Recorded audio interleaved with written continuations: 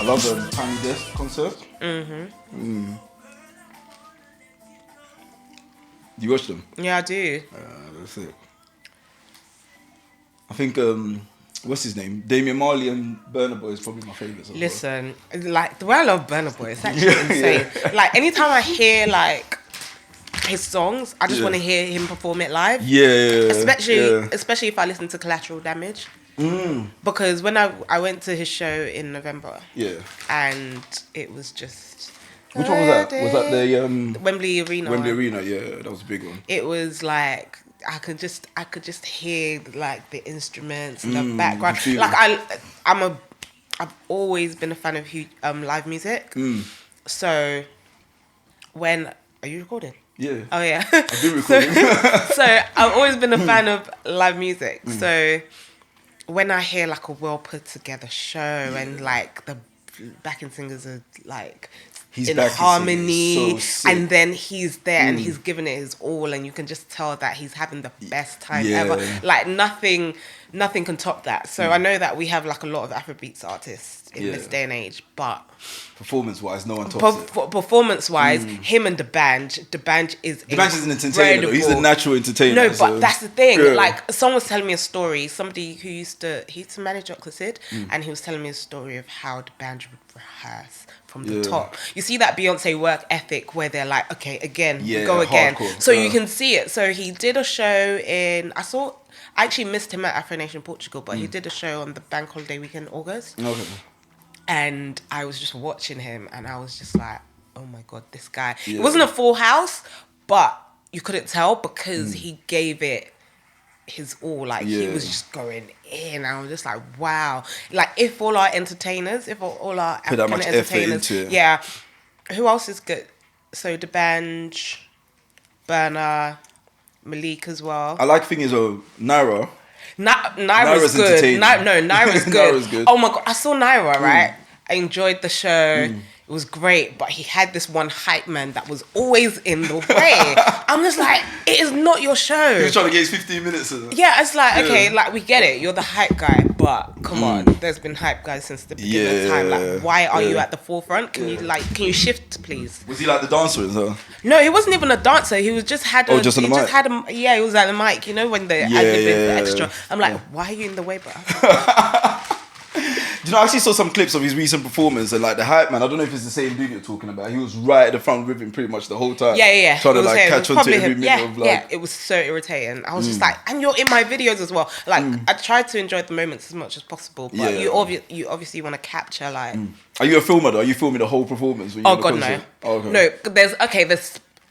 I know that. For particular shows, there's certain songs that I'm just not going to film on because I want to hear the song. I want to live in the moment, and I just want to be like hype and scream through it because I'm a fan person. Like even if like me and you are friends as the artist, like when it comes to music, if I'm a fan of it, I'm a fan. So I will stand like all the other people in the crowd. So I like to live in the moment, and I like to but I do like to capture as well. But I think I like to think that I've got the balance right. Yeah.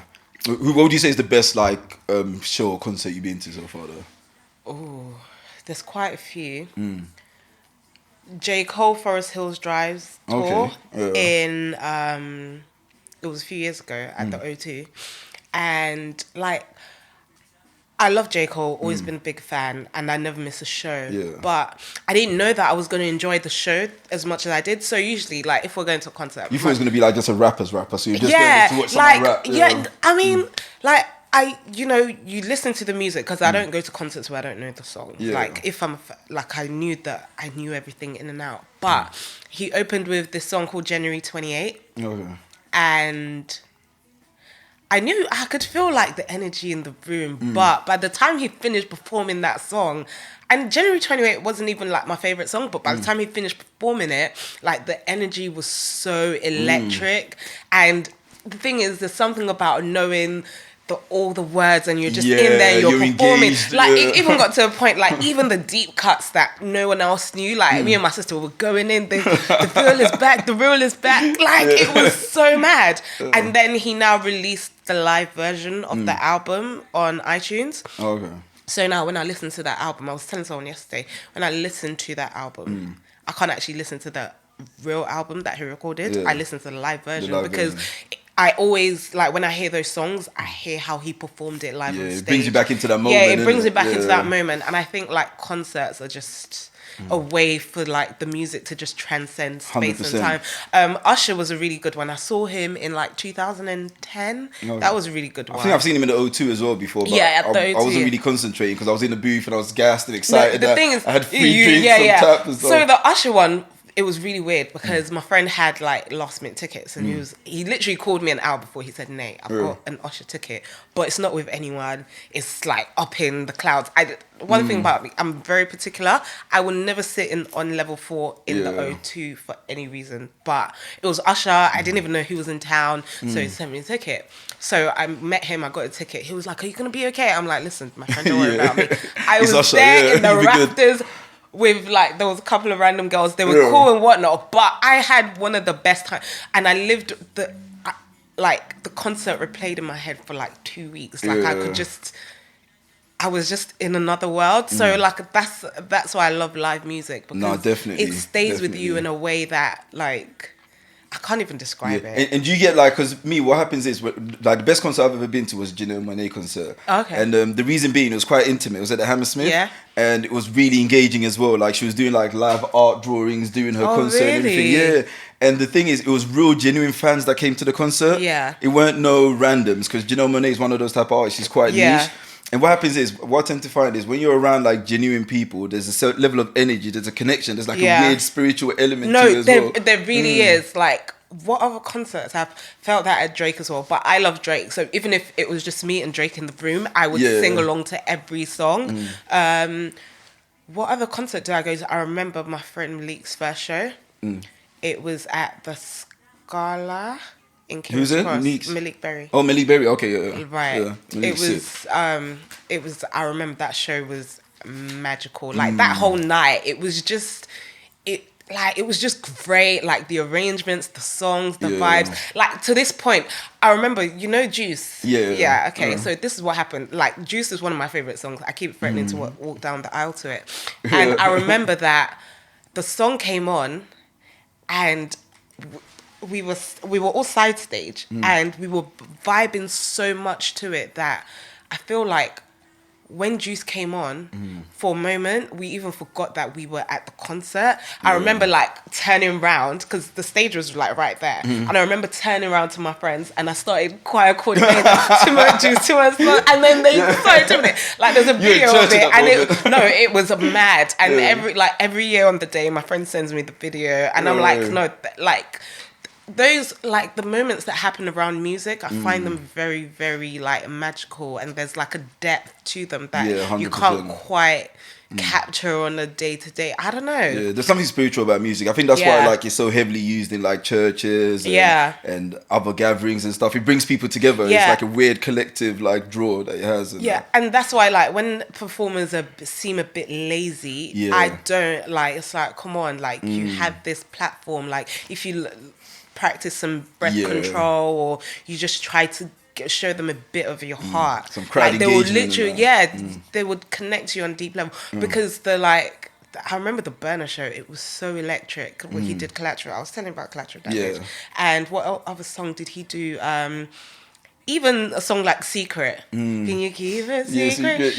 And everyone was like, shh. And I was like, oh my God. Like, when when you're seeing it and everyone's like doing it and everyone's getting ready to like just go for it. Because I saw him in Ghana as well. I think that night I only went to see him. Wait, was he in Ghana last year? Yeah.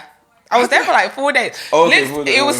It was so mad because so many people that I knew were in Ghana, but there was so much going on that to meet up with someone, you'd just be like, do you know what, I'll catch you when I catch you. It's long. Like the amount of times I tried to meet someone for lunch or this, and it's like, you know what, but it actually wasn't happening. If I didn't see you at the beach club or I didn't catch you in the club later, then it's... Yeah, logistics and moving around in Africa this year or last year was like chaos. No, it was, and it was like, mad. They're like, oh, you didn't tell me that it wasn't a cash payment. And I'm like, I'm like, what do you think this is? And I'm not even gonna lie, that whole Uber driver situation in GH was mad. I was just like, you know what? Well, what was you finding difficult about it though? Because I was alright with most of my Uber situations. Yeah, okay. First of all, we had a driver. Our driver was never there. Yeah, he's doing another job to collect more money. That's what he's doing. But we paid him a lot of money, and he wasn't around. I don't even know what the driver looked like. Okay, my friend got in the car with the driver once. I never saw the driver. Serious?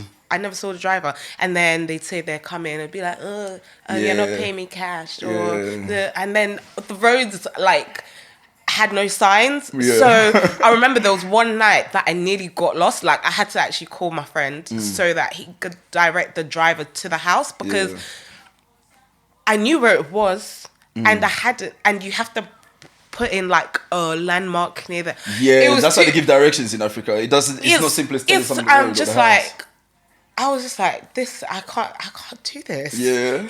I can't do this. Like, how is there no set something? No. I just didn't understand it. It's something that you have to get used to. I don't know if it's the same in Nigeria, but in Ghana, it's all about landmarks. So if you're giving someone directions, you have to tell them, by the church that's right next to the red house, right by the lady who sells tomatoes in the corner. And that's how they give directions. You can't just say, take me to this road. And then it was a lot. It was a lot. I mean, when you were going to places like, Polo Beach Club, that was fine. They know that, that's bait. Yeah. Because it's bait.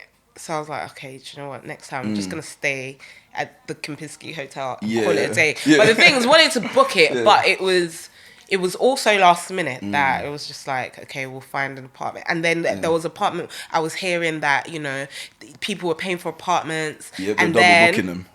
And then they were double booking them, and they'll be like, don't worry, we'll find you a place. What do you mean? Like, I could sue you for this if we were in another economy, but, And one of my friends, so him and his family, they booked an apartment, and 2 days before they go out there, the lady hollers at them and was like, there's asbestos or something. She said there's some sort of infection in the house here, just making up random lies. So they turned up to Ghana and were like, okay, they're going to turn up to the apartment and see if they can just figure out what was going on, because it didn't sound right. So they turned up there, knocked on the door, and like this group of 5 guys opened the door from South London. Yeah. And the guy was like, me and my family booked this place. And he was like, did you? Like, we came over here, and the lady was like, someone's booked it for £2,000, but if we're willing to pay more, we can have it. So they ended up paying the lady £5,000 for the apartment. See, so the lady they were an extra moving £3,000 on it. Yeah, you know like that was something that surprised me. There was a lot of greed. Yeah, it was a hustle for them though. You have to understand, because this was a big deal economically. Yeah, I get it, because I'm guessing all the money that hasn't made all year, you're trying to collect it. Yeah, but to the point that one of my friends, she was like, this place is actually bad vibes. She got on the plane back tonight. She was like, for real? Yeah, she was it's too much going on. It's too, like, it was a lot. It was a lot. And people are like, this is how people, I'm like, no. But did you enjoy it though, the year return though, in general? Yeah, I had a good time. Yeah. But I feel like I need to, because now I know what it's like. Was that your first time in Ghana? Yeah. Oh, okay. I see.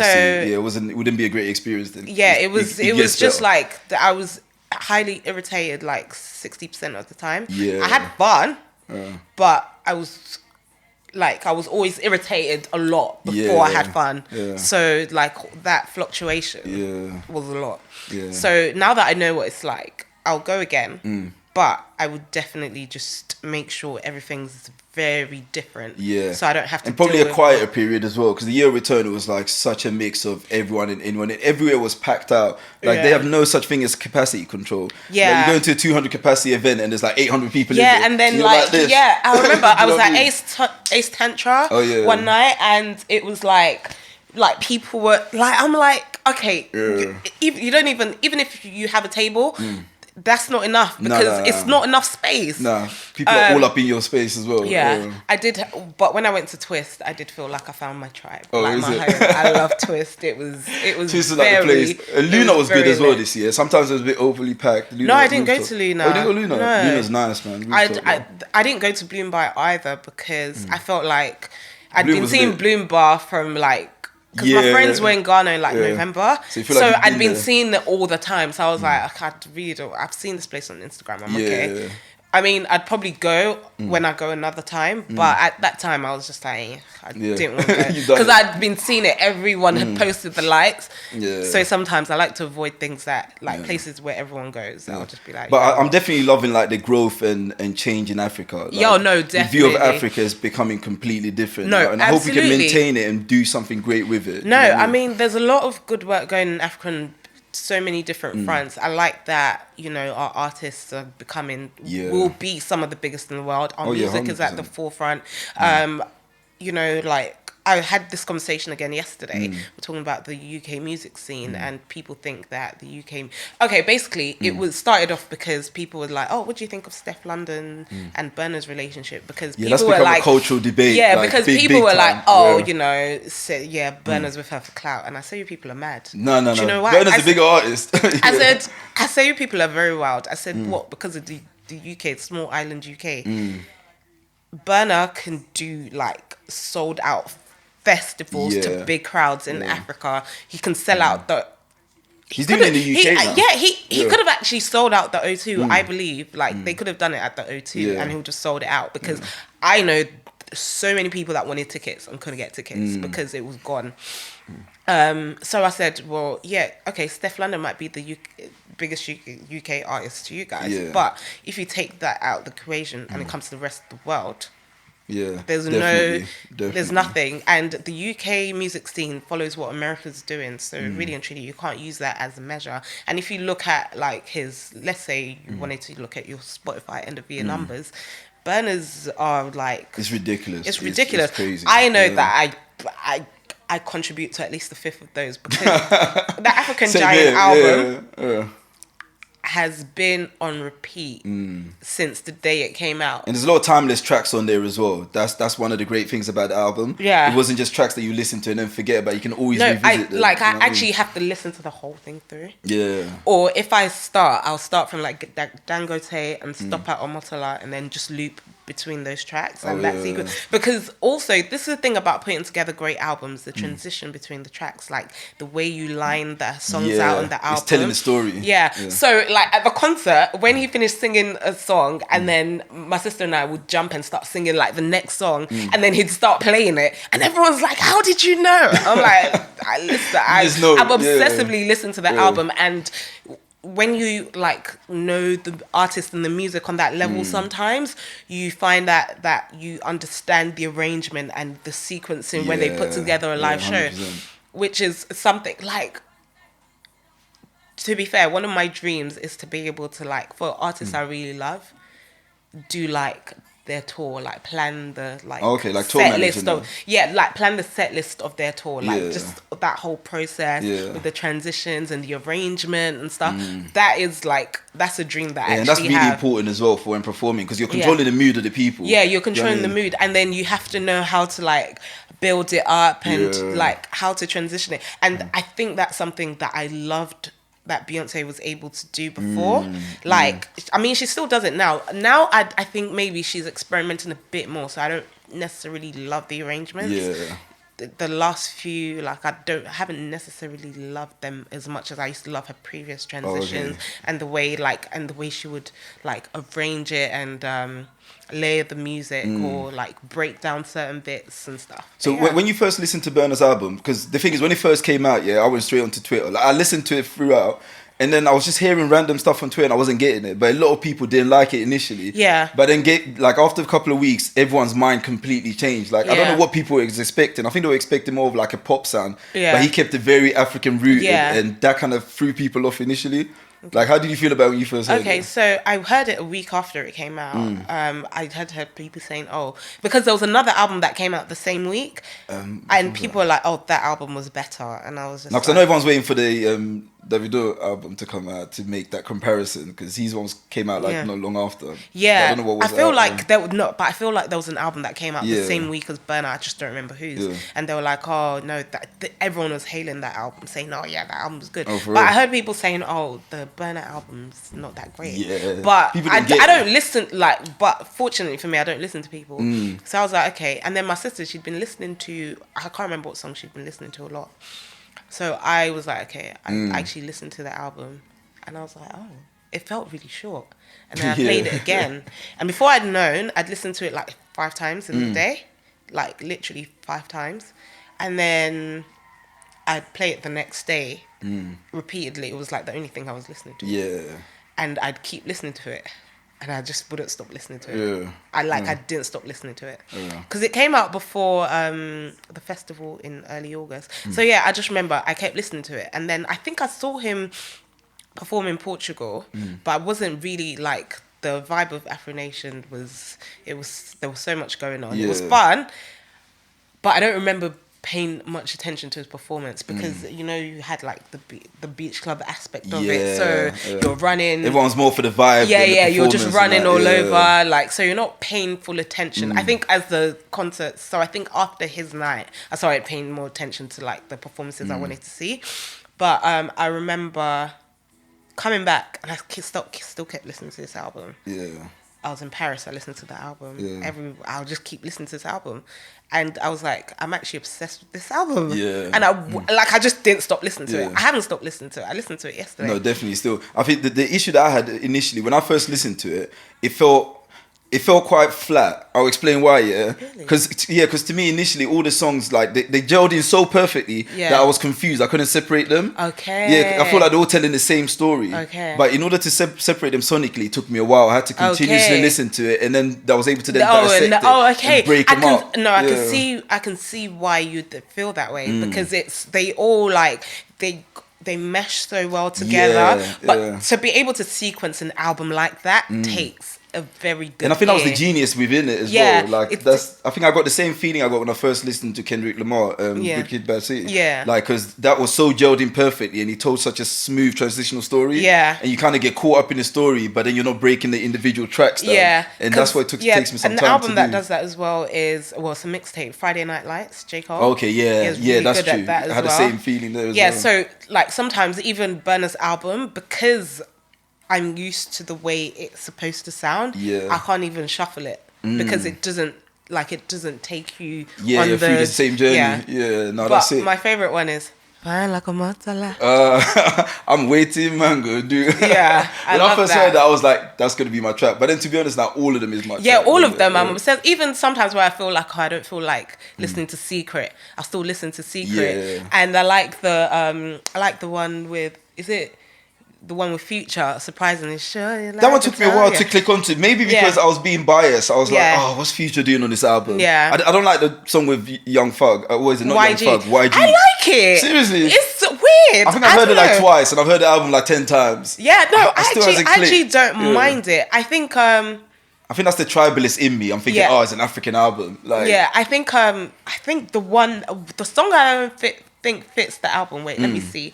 Let me actually check, because I've had this. That's the danger when you listen to albums with a particular mindset. Yeah, it messes you up. And I listened to Burna Boy with a particular mindset, thinking it's a hardcore, raw, spiritual African album. And then I saw YG and Future, and I automatically became biased to those songs. When ideally I'm supposed to listen to it from an unbiased point of view, and that's the kind of danger that I think the only one that I think might not necessarily fit the album is Bono.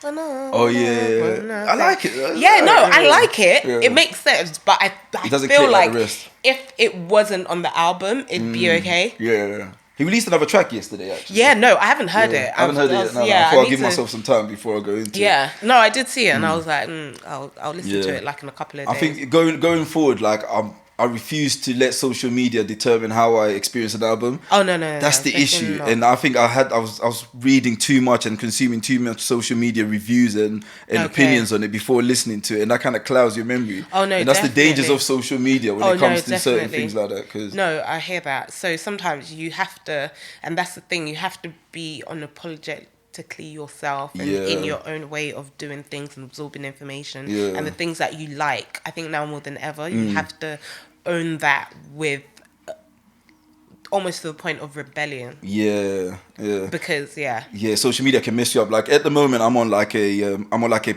positive quote fatigue. Like I feel like I'm drained by social media. Oh no, I hear that. Do you know what I mean? It's like I wake up in the morning, I'll maybe because Snapchat is the only thing I kind of really use on a regular basis, or like I'm engaging with. And it's like you go in there and everyone's just bombarding you with contradicting ideas all the time, and it's too much and it becomes fatiguing. Because the thing about me, like when I'm consuming anyone's ideas or opinions or whatever, I don't look at the ideas and opinions first. I look at the individual who's giving me those ideas and opinions. Right. So if I'm jumping on there and I'm seeing like an 18-year-old girl in uni telling me how to live my life and telling me about all this positive stuff, and I'm sure you're not living that particular lifestyle or whatever, it's draining. Do you know what I mean? No, it's like we're doing too much of it sometimes. Yeah, no, I definitely understand that. So sometimes I feel like you have to kind of curate what you what you absorb, and then you also that people are only putting out what from their level of understanding. Yeah. So I think to me, social media is very interesting because I grew up in the age of tech and like when MySpace was a thing and when High Five was a thing. And I remember everyone had Tom as a homie. I remember when Facebook was only for American high schools. Was it high schools or it was college, American college students? Because my friends were like, no, it was for college students, and then they could get it when they were in high school as well. So that was I'm telling my age now. But so I remember that, and then they opened it to university students in London, and then there was MySpace and you could do your top 8, and there was High Five, but High Five kind of came and went really quickly. I was on MSN before all of that. I just was so the funny thing is I wasn't one of those MSN kids. Oh, you went on MSN? No, like my friends were. Yeah, I wasn't on Black Chat. I had one of my close friends growing up. She was Black Chat, MSN. She had all the friends. She was always typing after school, like hours on end, just chatting. I was just like, I just never ever got it. Like, I just didn't understand it. Okay, I had AOL. I had AOL, and I did have an MSN, dial-up, but because I didn't have I didn't do that whole MSN Black Chat thing. By the time, so my coming of internet age was really with like Facebook, MySpace, AOL, quite simultaneously in one summer. So it was wild. So that was like when I got exposed to like CSS code and things like that as well. So I think social media. And the things, I've also taken hiatuses years off social media. Like, to be fair, I didn't get an Instagram account till 2016, summer of 2016, like just before, I remember it was July, my friend was getting married. That's when I opened an account. Because I was just like, I don't need to be, I don't know, I don't need to be on the internet. And then even when I had the account, people didn't know I had the account. So... Did you start one of those incognito pages and that? No, it was my picture, but I just didn't tell anyone I had an Instagram account. And then one of my friends was like, "Wait, you on Instagram?" She was like, "You that Mrs. No social media, blah blah." I'm like, "Yeah, I am." And she found me. I think she messaged me, she screenshotted the picture and said, "How did I not know this?" And I was like, "Yeah, I just didn't want to make a big deal out of it, blah blah." Twitter, I've been on Twitter for years, but also I went for a period where I just didn't use it. I started using Twitter again more recently in I'd say in the last 6 months. At first I'd just scroll, just see the interesting things people are saying, but now I started like tweeting again. I started doing I would like to think so. Twitter's one of the things I'm not really heavily involved in at all, because I don't know, the type of person I am, the way I like to communicate with people, it doesn't work with Twitter. I don't think you can get your ideas across well on Twitter. No, it's easy to get always. Caught up. I think Twitter is about, there's people who are very good at crafting long, detailed messages, and you kind of get an idea of who they are. But I think Twitter for me is about sound bites. And then I think it's really funny because everyone is like, one thing I struggle with is like this whole branding thing. Like, everyone has a personal brand, and to some extent I do as well, but it's not something that I've like deliberately curated or tried to do it. And maybe brand is too big of a thing to call it. It's just like a personal identity. Yeah. So my friends, like I'll say I'm part of tech world, but I'm also like chop life connoisseur. So for real. how do you balance that messaging? So like on Twitter, like there's people who just tweet about tech and education, but I have no interest in tweeting about tech, to be honest. I want to tweet about Love is Blind. I want to tweet about Love Island. I want to tweet about Burna Boy. I got caught up in Love is Blind as well. Oh my god! And I don't watch shows like that. It's one of those things I had to keep a secret. Like I got caught up in it. Listen, I had to finish it yesterday. I went. We'll come back to the branding conversation, but diverting to Love is Blind. Yo. Oh my god. So I'd been seeing it, Love is Blind, Love is Blind, recommended for me. I was like, okay, what the hell? So I remember it was a Thursday night. I'd gone to have work drinks, then I met my friends, we were drinking tea and stuff. And smoking cigars. And then living that life, and then I get home and my sister, she's watching this thing on Netflix. And I'm just super hyper. So I'm standing in front of... So she's on the couch with a boyfriend. And I'm just standing by the TV. I'm super hyper. I'm like, what the hell are you guys watching? So I'm just looking at the screen. Like, I stood there watching... I think it was episode 2. Okay, so they were still in the pods then. Yeah, they were still in the pods. So I'm watching episode 2 like this. Standing in front of the TV and jumping up and down. I'm like, this is insane. But I'm intrigued. So I was like, okay... I wanted to go, like, I was going to go to my room and watch it, but I was like, nah, tomorrow's Friday. I'll just watch it during the day. And, oh my God. This was last weekend. Yeah, literally last weekend. So I spent the whole of Friday watching it. And then I think I had to go somewhere on Friday, so I had to stop watching it. I went out to dinner, came back, woke up on Saturday, and just... finished it. For real. Like, to the point that I was getting ready to go to Tenny's concert and I should have been getting ready and I was standing in front of my TV like watching Love is Blind. Yeah. You just wanted to find out the conclusion. Yes. And do you know how mad it was, I was so invested because I was like, you people are mad. First and foremost. And then Giannina, she is like... She's the mad young one, right? Yeah, she's the mad young one. She's like... I lost my butterflies. You know how I never tell you? Yeah. Like, and she comes across a bit psychotic, though. I'm not going to lie. I'm slightly scared of her. No, but this is the thing. She said that she taught herself English by watching movies. And you can tell because... Oh, she's very dramatic. Everything is... You can tell that she's living... Like, her life to her feels like a movie. So when she reacts like she's an actress. And, like, she can hear her own theme music when she's doing things. So when she's like, Damien... She's like, you can see, like, she should be on Days of Our Lives. I've tweeted about it. I've said it 1,000 times. Have you seen the last week's? I've the new one, yeah. Including the weddings and stuff. Yeah, I saw everything. Yeah. Listen, so it's like I should be leaving to go to Tenny's concert. Like I haven't even jumped in the shower, and I've already said to my friend, "Yeah, I'll be there in an hour." No way. I'll be there in an hour to get my ticket. So I remember looking because at the end somebody's running. So I'm like, who is that? I need to know. I disappeared down the block. Do you know how many times I rewound it to match each girl? Because you know they did... between two people. Okay, see, I knew who it was because basically they did our next time on, Love is Blind. So I was looking at all the girls' hairs and their dresses. So first of all, I eliminated everyone. So it could only be between Jessica and Giannina. And then there was the other blonde lady as well. Was she brunette? Oh, she was brunette Kelly. Oh, Kelly, yeah. She was brunette. Yeah. So I looked and I said, okay,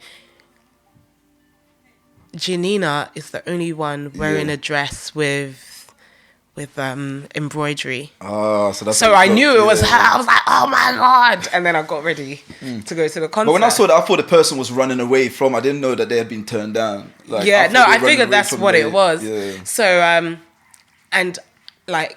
so when I saw the wedding episode, I was like, I said, the first 7 minutes I think is TV gold. Did you ever watch Frasier? Frasier, yeah, I did. Okay, so you see that classic episode, 3 Valentines, where Nayeaux does that silent monologue in the irons and sets fire. Like, it's like one of the best.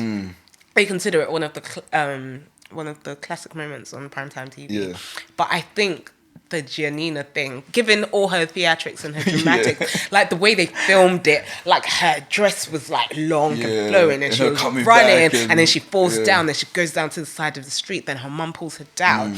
Then she now gets the chair. She sits down. Sit down. She tells him to sit down, and then she's like, the way she just dramatizes everything. And then the killer, right? Do you remember when Damien was going, you know, when he proposed and she met him for the son? Oh yeah, she was like, no. Yeah. So and then she goes down on her knee and proposes. Yeah, so you know, I don't know if you remember, he gave her his bow tie. Yeah. Yeah? So Giannina takes her dress. Oh, was that the symbol behind it? Yes! Yeah. And she rips it. Yeah. And then says, here's your piece of you. I don't remember what she said, but honestly, this girl is Alfred Hitchcock. This symbolism, the fact that she remembered to do that, I was like, oh my God. And then when they showed her on the couch crying, right? Her dress was splayed dramatically over there. I was just like, this girl is wild. She's wild. But was you surprised by any of the decisions in the end?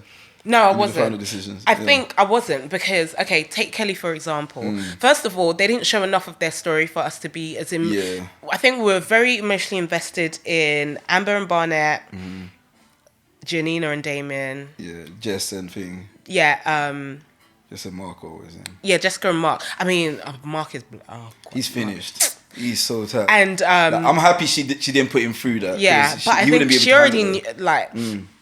But so like Kelly and Kevin, when she started speaking about her ex and saying that, you know, I know what she was saying, that it just doesn't feel the same, and she doesn't know if it's as passionate. The things I've always believed that when there's a possibility of having anybody that you're connected to enough could possibly be your soulmate. Yeah, 100%. Right?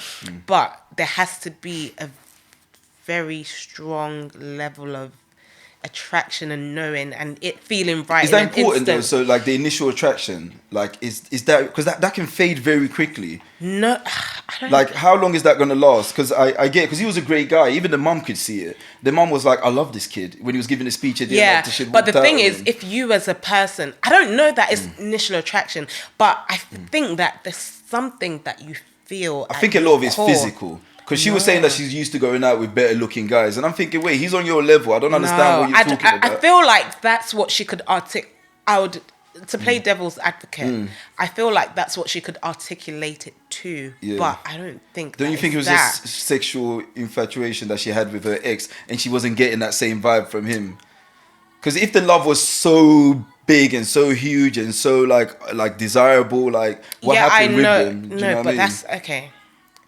The reason is because I would say that I speak from experience. Okay, so I have an ex that I'm very fond of till this day. Like, I know that if we got married, like, I mean, there's something, it's very intangible. Like, we just naturally vibe. I think that's the only thing that I can put it down to. There's just a vibe and an energy that's there, and it's got nothing to do with like a sexual or physical attraction.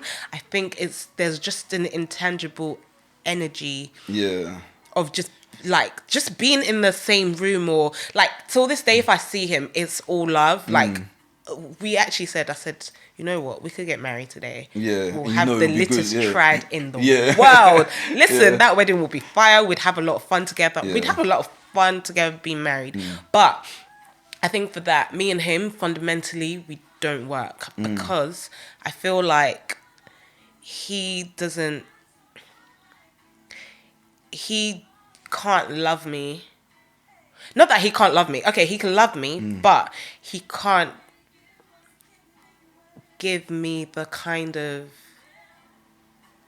understanding that I need in a relationship. Like, I don't want to even put it down to love language because it's not the same. But I just, based on who I am as a person, I need somebody that understands me on an intellectual level. And that's not even saying it in the right way. I just feel like there's a level of understanding and a type of communication that I need as a person. Is it that he doesn't meet that level, or he sees things differently to you? Is there like a difference in views? Yeah, I think he sees things very differently, and it's a deep level, but it's not a depth that it's not the way I see the world, and not necessarily not that I need you to see the world the way I do, but I need you to actually see me and be able to relate to me. Okay. In that way, or like accept your way of viewing things. Yeah, because I know that like people come from different walks of life, but you don't want to ask to be seen. Like, and to be fair, once you've been like, I can't even explain it, but I feel like once you've been seen, once you've met somebody that sees you without you ever having to explain or and seen you at a time, you know that I can't even explain it. But it's so hard because when it comes to like compatibility now, it's like I think in the 21st century and like the technological age we live in, we're looking for perfection. So it's like we're looking for someone to fit our puzzle complete. And I'm speaking from experience. I'm like that as well. But I'm starting. The more I'm starting to like realize and educate myself, I'm thinking that a lot of it is quite narcissistic, and we're very self-centered in the sense that we feel like, because I'm coming from a different background, I'm coming from with different set of values, I'm a different human being, and so are you. So why do I expect you to fit into my story when you have your own story? No, but do you see what I mean? Yeah, no, I get that. But okay, so based on how I see it, I just as a person, like I know who I am, and I know that I don't do well in. Not that I don't do well. I think for me to flourish in a romantic relationship, I need the right conditions because of the way I am as a person. Like, relationships have never been like a focal point of my life because I've always... I mean, it's an added thing, but it's never been my sole focus. I know people who pursue relationships and have had to pursue marriage or whatever, or their parents have always pushed that idea onto them. So at a certain age, they felt like, okay, this is what they need to do. I've never had that. It's always been about me as a person. So I've spent most of my adult life like not being by myself per se, but being out of relationships and being in them because I don't need them to not that I don't need them to survive. We all, it's a nice to have, but it's never been a way to define my identity to the point that even if I'm in a relationship, people often don't know, or and I have this thing because, in Nigerian culture, people like to tie your identity, especially for women anyway. Like, a guy can do what he wants, but as a woman, your identity, like, let's say you go to a wedding with one guy, that's all they remember and all they talk to you about. Yeah. But where is that guy now? And I don't like that. I don't like that. So personally, I've always kind of tried to keep that part separate. It might not be... might be a good thing, might be a bad thing, but it's worked for me because now everyone's accepted eternal bachelor, which is I'm happy with because you can't use that word, eternal bachelor. no, but that's the thing. So people don't expect me, like, if so they don't pressure you with it. You can't pressure me with it, and people and I do have friends like, oh no, you need to. I'm like, listen, don't tell me what it would. Like, I trust me, I'm fine. I'm very, very, very fine. Like, because I know a lot of people. I know too many people who are in situations that are very unhappy. Yeah. And the thing is, it will take a lot for me to be like, okay, this is who my person is, because I have, like, being with somebody else comes with a lot of sacrifice, but the person has to be worth the sacrifice, right? And I just don't feel like... Yeah. No, I get it. I get it. So back to like what was it Kelly was saying? I feel like I strongly believe that when you know, because the thing is, we're all creatures of instinct. Yeah. More so than others. We might try to suppress it. It's innately built in us. It's innately built in us, and some people listen to their instincts, some people don't. I do. So like like the times where I have said, oh, let me try and make it work. Like, all the reasons why I knew it wouldn't work are the reasons it doesn't work out in the first place. But because I wanted to be open and whatnot. And I'm not saying that I'm not open-minded, but even when I've gone against my better judgment, I've paid for it. Yeah. So I get what Kelly was saying in that moment. I feel like if she knew that, she shouldn't have strung him along because it was unfair to him because he thought that they were in the same place. Yeah. And, he was over the moon, and he didn't. The thing is, she didn't indicate otherwise. You see, like Jessica with Mark. She didn't want to touch him. She didn't want to touch, and that's when you know, he was selling himself dreams. Like I don't know. I don't know if it's naivety because of his age or whatever. Yeah, I don't know. Like I don't know. Yeah. The thing is, I'm not even gonna lie. Like I get why she didn't like, because when I saw him walking when it was revealed and stuff, I was just like. Ugh. Yeah, and she came across as if like she just wanted to get married, so she was like dragging the situation along. No, I think she wanted to. Yeah, I don't think she wanted to get married. I think she just wanted to be in the game to the last minute. Because I think she thought, she wanted Barnett, but Barnett wanted no parts. Yeah. Like she would pull him for conversation, and Barnett's like, listen, like, bruv, it's not happening. Yeah, but why do you think she wanted Barnett though? What do you think the key factor was once the reveal came? Because Barnett was tall, dark, and handsome. Yeah. But so he came straight back to the physical. And the things, do you know what? It's true. You can connect with someone on an emotional level, but if they give you the ick, then like there's literally nothing you can do about it because. And that's such a real thing. There's such a real thing, but at the same time, and the thing, it's got nothing to do with. I think it's an energy that someone carries, and he has a lot to do with his physicality as well. Because I think women tend to pick based on like genetics. They're thinking, wait, is this guy worth breeding? Listen, as somebody, I think they do. No, listen, as somebody who has professed to be like, tall, dark. Yeah. I've been with a tall guy. Like, okay, would you date a guy that's shorter than you? I would never date a guy that's shorter than me. God forbid. See? Well, why wouldn't? But I'm 5'2". Yeah, but so what am I looking for? Why would you not date a guy who's shorter than you?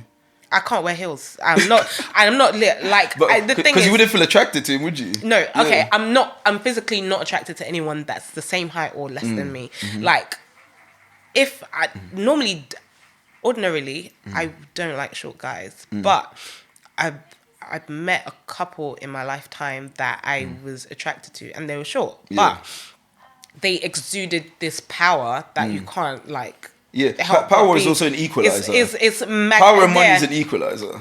It wasn't even necessarily. I think it's the way you carry yourself. I think there's something like, because you don't necessarily like. There's a way that particular, like there's an energy that particular men carry, right? And the thing is, I think I've got a really, really strong personality. Yeah.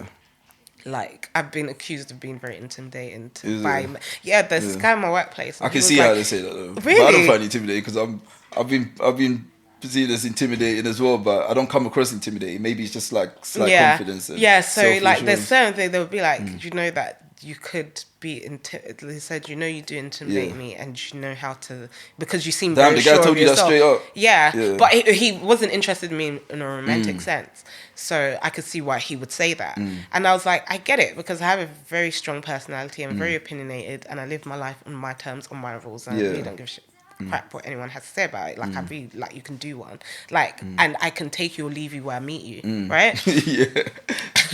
So unfortunately, so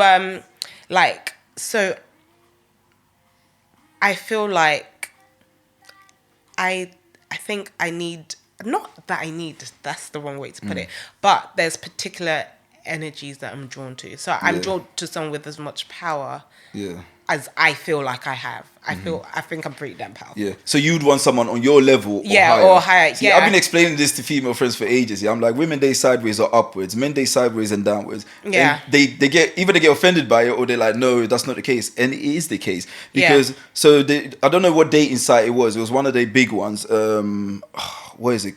Hello Cupid are one of them. I don't know which one it was. I don't want to misreference. So they done a review of like how women select, because they've got all the data in the world. And the two reviews that they done was, one, the type of men that women select, and the type of men that women find attractive. And they realized that women are very harsh when it comes to finding men attractive. Yeah. Like, so the chart for women was like this. It started off really downwards, and then there'll be like one spike here. And then really downwards, then it'll be like one spike here. So it's like women were very particular in terms of the men they found attractive. And women only found, out of the whole group or the selections that the women were given, they only found 20% of the men attractive or sexually appealing. And when it came to the men now, like, it was a great balance. It was like a straightforward balance. Like, men were, it was like a 50-50 balance. Every woman had a man who found them attractive, whether they'll be big, small, skinny, short, whatever. That's it was mad. Like a big balance. So it showed that women were more selective, and they were trying to look into it, thinking, why are women more selective when it comes to it? Like, what are the reasons behind it? Like, like, for me, actually, looks don't matter. They actually don't. But you have to have, like, you have to have a vibe about you, or you have to have some sort of, you have to have cojones. Yeah. That's the only way that I can put it, because I've met, like, and you have to be a man of action as well. So I've met, like, talkers piss me off. Like, just shut the fuck up. Like, I don't want to hear about it.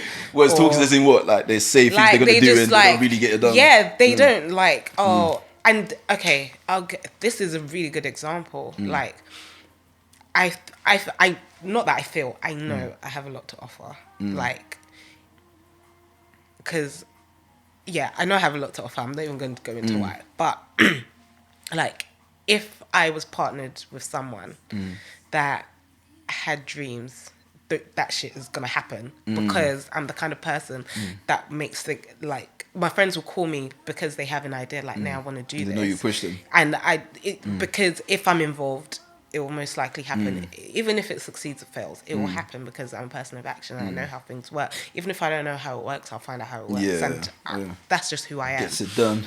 Yeah. And I've had to kind of rein that back in, because it's not a gift for everyone. Like, I shouldn't just be like, so now, even if your friend and you're like, oh, you want to do something, I want to see how invested you are in it, because I know that I'll put my blood, sweat and tears into it, but I'm not going to be the only one doing it. So these days I kind of reserve, I don't give as much as I used to. Okay. At all it becomes draining for yourself. Yeah. And the thing is, like, there seems to be so, like, now I don't even, like, if you want, pay me my day rate and then we'll talk. Standard. Yeah, because I've had years of, like, helping, I'll do this, I'll do that, I'll concept this, concept, like, nah, allow it. So I already know the kind of person. So I was introduced to this guy by a mutual friend, and, you know, we were doing a lot of stuff. And, like, we were talking, and he had this business, and I was like, oh, okay, oh, this is good, whatever, this is what you should do. So I've given you, like, the nuggets, now run with it. Like, not that I don't feel like I should teach you, but it can't be an unequal exchange. Yeah, like, I feel like I'm pouring. Yeah, I feel like I'm pouring more into you than you are into me. And when I think about it, you're not really adding anything to my life. Then I start to feel like a teacher, and, like, you're my apprentice, and that's not what it's about. Yeah, so I'd rather. It's not attractive. Yeah. Like, the thing is, I want someone, like, in as much as I have a lot to impart, I need somebody that has as much knowledge of things that I'm not aware about, that is going to impart knowledge onto me as well. Like, I'm someone who likes to learn, and I will always be learning. Like, so that's not the issue. It's not like but I need somebody who can, I need a life changer, because I feel like I'm a life changer too. Yeah. So that's, like, I think that's my biggest issue. And I'm not looking for someone who wants to do this great thing. Yeah. Like, you don't have to, but there's a certain energy. There's a certain energy that comes with having that mindset of being able to impart knowledge and vice versa. Yeah, definitely. And I just, I'm just unimpressed. Yeah. Yeah. No, definitely. I get that. Yeah. Like, I struggle, because I think one of my major issues was probably, like, I used to have, like, a great optimism. Yeah. Like, when I was younger, I was like, oh, yeah, like, this is how things are meant to set out. Yeah. And then I'm a cynic now. You're a cynic now, aren't you? Savage. Because it's like, you see so much, you experience so much. And then after a while, you kind of start, like, giving up hope, thinking, like, I'm just... The thing is, it's not that I've given up hope. I'm just very... I think I'm very cynical. But the funny thing is, I know it's possible, because I've had it before. 100%. Oh, yeah. I had it before. Like, and I knew that... And I was like, okay, so it's not impossible, because I remember, like, I met this person and I was just like, nah, it can't be. I said it's a lie. I said it's an actual lie. It's not. I said it's not possible. Then after every encounter, like, okay, so I met him before I was about to travel, and I was like, nah. I said, okay, I'm traveling. Let's see how this pans out in a week. So I thought, okay, it's gonna be a fluke. Went on our first date, but it wasn't a fluke. I was like, oh wow. Yeah. I said, okay. Then I remember one night we had this weird phone conversation, and you know, like, we all have, like, I keep saying, like, my sister's gonna cuss me when she watches this. We all have a way that we see ourselves. I don't know, or the way we see our potential to be, even if you're not there yet. And there's just the way you perceive to be. There's something that you know about yourself innately, even if you can never verbalize it. Yeah. And I remember that. And it's so funny that I wasn't even in a place where I thought it was evident anyway. But I remember he said, you know, what did he say to me? He said, you know what, yeah? I feel like you could take over the world, and like, he just said these things. It wasn't bars. No, but that's the thing. Because it came from nowhere. Like, we weren't talking about anything. Like, there was no, it wasn't because, there was, at this stage, we're still very, he said, okay, everything else that's going on aside. And maybe it could have been bars, actually. But, no comment. But in that moment, the reason why I say it is because of maybe it's because of the type of conversations that we'd had. Yeah. So for that to come out, I think we'd had a lot more serious conversations than you'd expect to have so soon. So we had a lot of conversations about life, family dynamic, like just weird stuff, and it was never attached to like, so when you're my girlfriend, it was just like talking to somebody about life and how you see the person and how they're navigating through their career, so it was in that context. And he was like, you know what, like, he said, no, hear me out. And I was like, I don't know. He's like, no, I know you think that I'm guessing you, but I'm actually, like, everything else aside, I think you're hot, this and the other, but you could actually do anything that you want if you put your mind to it. And just all these things that I thought about myself, or I'd heard my mum say about me. So it's like reassurance that someone else saw it in you. Yeah, and the thing is, the fact that I just come out of, I'd been with somebody previously, like, we'd broken up by now, like, it's been 6 months. And this person who doesn't know me that well can easily see that thing and just feel no way to verbalize it. Like, just verbalize it. It's different seeing it and then saying it. Yeah, because someone might see it and maybe they're trying to douse the fire, right? But for someone to see it and just say it, because you know, like, because you can withhold that information. Yeah, 100%. You don't have to say it. Wow. So for someone to say that, so when there was literally nothing to gain, I don't think anyway, because it doesn't mean that I'm going to now off pant, but you know. Yeah. So I was like, okay.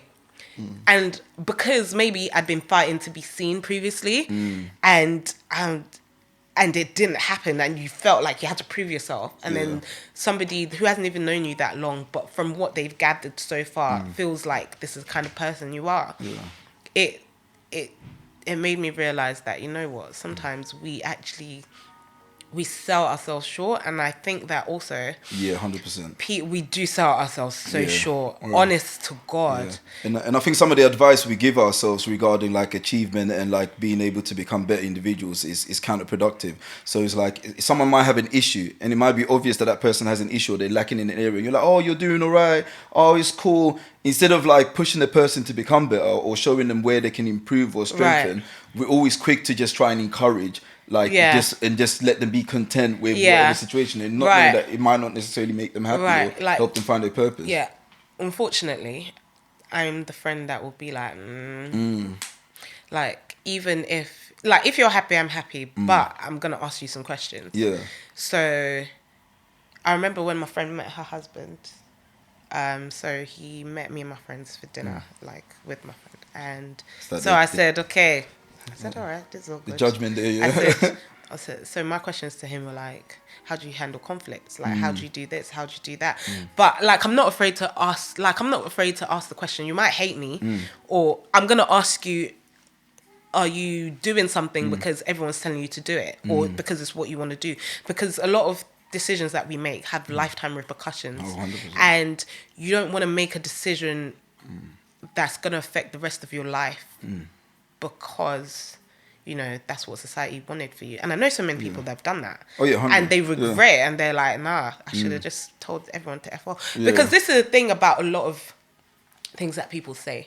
They'll tell you, yeah, do this, don't do this. Oh, you better hurry up and do this. But the thing is, everyone goes home at the end of the day.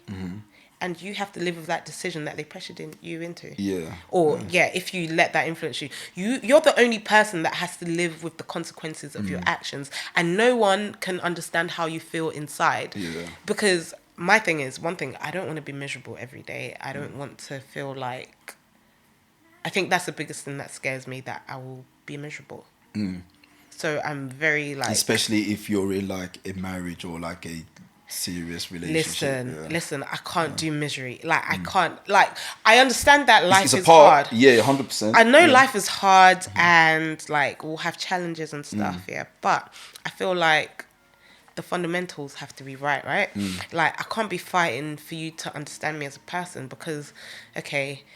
I'm fighting at home and then at work. Like, I mean, as black people, we all go to work and have to wear a mask. I mean, you could be yourself to an extent. Yeah. But like you have to actually put boundaries in place because work you and personal you are very different.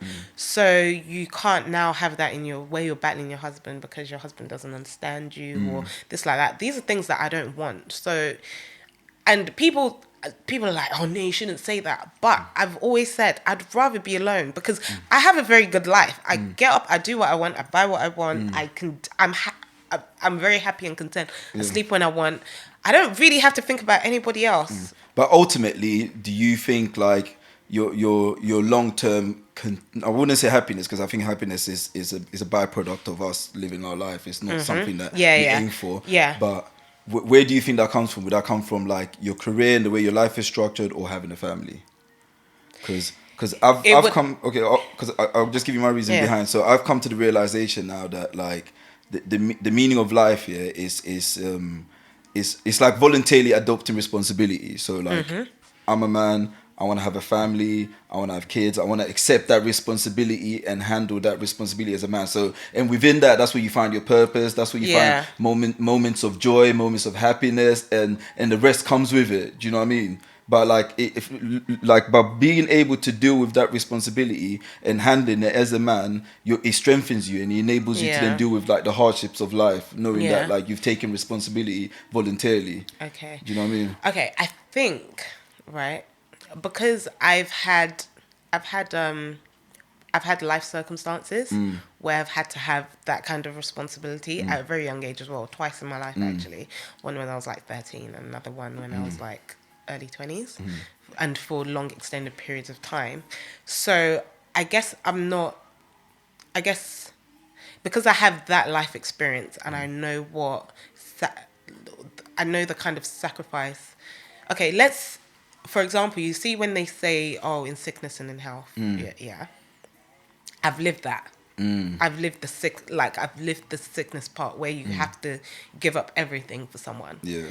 So I've done it, so I know what it feels like. Maybe that's why I'm very picky about who I'm going to do it for. So when guys like to talk about, oh, can you cook? I'm thinking... I can cook. I hate cooking. I don't care what anyone says. Yeah. I go out to eat all the time because I hate cooking. If my sister doesn't cook, I don't eat. Oh, for real? I hate cooking. I don't do it. I can, but I just don't do it. Like last week, I made a cake and my sister was ready to bet 100 grand that I didn't. And I had to tell her that she shouldn't because I actually did. She was like, "No, where's evidence?" I said, "Call mum," because my mum was there when she did it, and even my mum was looking at me like, "Are you mad?" Like all my friends said, what entered your head? That's how much I hate cooking, and everybody knows it. I used to lie before. I used to lie and tell people I didn't know how to cook. Just because you didn't want to cook? Yeah, I hate, and I don't know why. But I love food. Yeah. But I just hate cook. So, so when guys are like, do you know how to cook? I'm like, but I'm like, you're asking the wrong question. Because let's say, God forbid, you got sick tomorrow. You should be more concerned with whether I'm going to be here or I'm going to take off. No, I'm dead serious. Because that's the thing. Like, do you like the person enough to want to be there for them? I think we ask silly, superficial questions. Like, yeah, they are super, but that's the thing. I'm thinking long term. Like, am I actually going to want to be here for you in your rough days? Based on how you treat me and based on what I think our relationship is, because I might lie to you, and this is the problem that I had with one of my exes, because he just cared about the appearance of doing the traditional things. He was like, oh, you don't ever cook, you don't ever dance, you don't ever... I'm like, wait, first of all, you work from home all the time. Yeah. I have to go into the office at least 3 days a week. What's wrong with your hands? You're in your house. I'm now gonna come out from when I finish my day. But that was your boyfriend, it wasn't even your husband. No, absolutely the hell not. I'm like, you're at home. I've gone out, I've come back in, and you think I'm now going to go to the kitchen. Are you mad? I need to relax. I've got to think, no. So like, that's more of a cultural thing as well, though, because it's something that we grow up seeing as particularly like African boys. Do you know what I mean? We're used to the whole like concept of like daddy chilling and mumsy bringing the food, and do you know what I mean? So it's kind of like it's kind of like being implanted in us. Yeah. So when we go out, it's one of the questions we tend to ask. But we don't actually know why we're asking it. Yeah. Do you know what I mean? And we don't know what the benefits are of it and like what our role is in the whole setup. And this is why I know that on a level, it's madness. Because he was like, my ex, she used to cook like 2 times a week. But they lived together and she used to cook like 3 times a week. Or she couldn't cook, she learned to cook. I said, okay. But this is the same ex that you told me was she... Okay, so basically, she treated him for his birthday. So she booked a hotel and they stayed to do the weekend in the hotel. They went out to eat, they went this. But in that same birthday weekend that she's treating him, her friends calling her from South Africa on FaceTime saying, oh, there's this guy I need you to meet, so you need to fly out and come meet him. And she's making plans. I'm like, so your virtuous ex that was cooking for you every day, she still she was cheating on you up and down. She was taking you for a dickhead. Mad. So how did the food save your relationship? How did the food save your relationship? Answer the damn question. How did the food save the relationship? Like... Because anything can happen to anyone. Like, life can change. I might have to, like... You might be, like, a sole breadwinner and you're keeping me in Gucci this and Vuitton that, blah, blah, blah. And you, all of a sudden, you lose everything, God forbid. And then... Yeah. And then I go when it goes. But I pretended, right? Like, I said all the right things and I did all the right things. I cooked for you because you wanted it. I did all of it. Like, I'd rather be myself because forever's a long time to pretend. And to the point, it's only like, sometimes I feel like it's only single guys that say, oh, you need to cook. Because my married we want food. And like, we want something to deliver to us. I'll tell you, my married friends, they're like, especially because Naomi, I remember one of my friends, she was like, Nay, everybody knows you hate to cook. She said, don't go and be pretending that you like to cook because it's going to bite you in the butt. Like, she said, it doesn't matter what life changes happen after that. Let's say you're doing 5 a la carte, 5-course meals every day. Even if you've got 3 children, your husband's still going to expect that because that's the level of expectation that you set. And it's not his fault because... that's what you thought you could maintain. But life changes happens and he might not adapt to that and feel like, oh, he might accuse you of failing as a wife. And you can't do that. And it's so funny. I remember when one of my other friends was getting married, her friend said to her, she said, I'm going to tell you from now. I remember we were at the bridal shower. She said to her, I'm going to tell you from now. Don't be going cooking fresh food every day, blah, blah. Because you're not going to be able to keep it up. It's impossible. And I think beyond that as well, like, I think with any long-term relationships and stuff, like, or marriage, there needs to be like a negotiation. Like, and that involves maybe arguing and like seriously discussing stuff. What your life is actually going to look like. People don't. And they kind of go into it blind and just kind of try and let it organically form itself. And it's never going to organically form itself. And you're going to find yourself being upset. So even so my friend, I don't think she listened, but 3 months in, she was like, "Oh my, I can't be doing this cooking thing every day." She's like, "I'm tired. Like, what am I cooking? Yeah. Like, what point am I trying to prove?" Yeah. So it's things like that. I remember because the first year of marriage, my friend was one of my other friends who's married. I have a lot of friends that are married. He was like, "It's actually the year that is the toughest because." But then I've heard like 2 different takes. He was like, because they'd lived together already, and I think they had 2 young children. But he said that it was like fighting. They were trying to like, it was like a power struggle. Yeah. Trying to like find the place and the like trying to find each person trying to find their way. But then I've met someone who said, and this from a guy's perspective, he said no, actually, he said number one, they didn't live together before they were married. Yeah. And which I think is a better option. I think that I'm not living. If we're not married, Yeah. I don't care how much I like you. I'm not living with you. I just no. Yeah. Because number one, I cherish my space. Let's start there.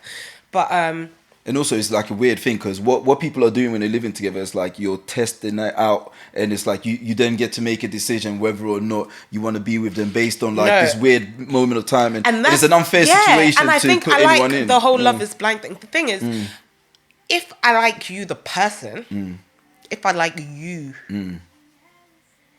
Yeah, I'll be aware of your faults and there's no way, you need to know, there's no way that you know that your partner's a slob or they hate doing this or they hate doing that. If you're paying attention, you don't need to, I don't think you need to live together to understand that. You like, unless like no one's actually talking or communicating or getting to know each other properly, because I could like the same way you know your friends are picky, they don't like this, and you know that about your partner as well. Like they like to leave the window open, or they like to throw clothes all over the place, or the house is only clean because they hire a cleaner. Unless you're deluding yourself, you know these things about people.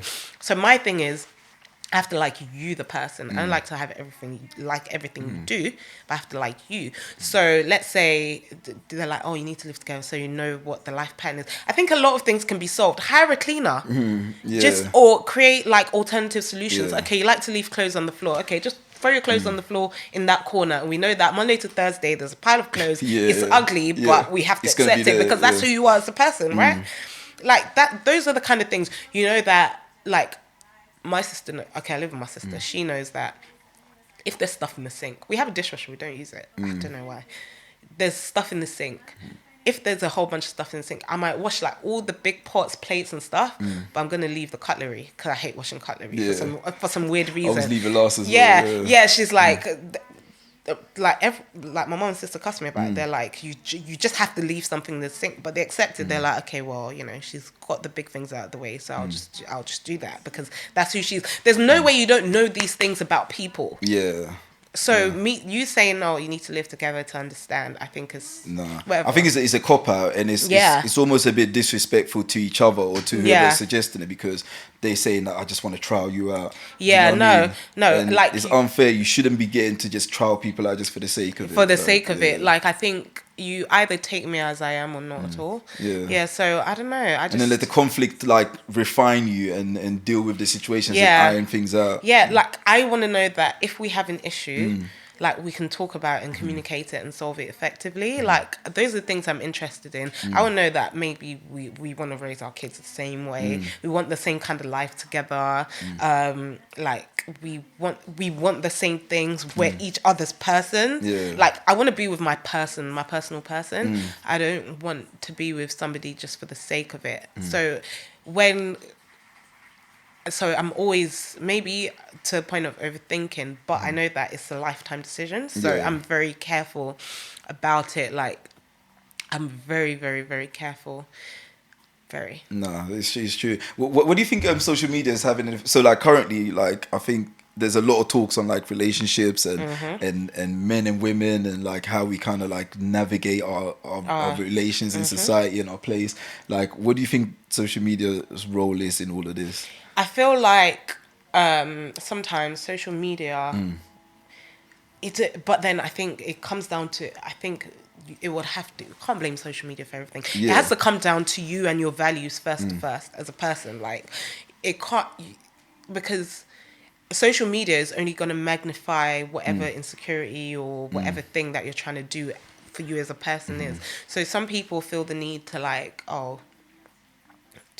always post their babe, blah blah. I mean, do you? That's what makes you happy.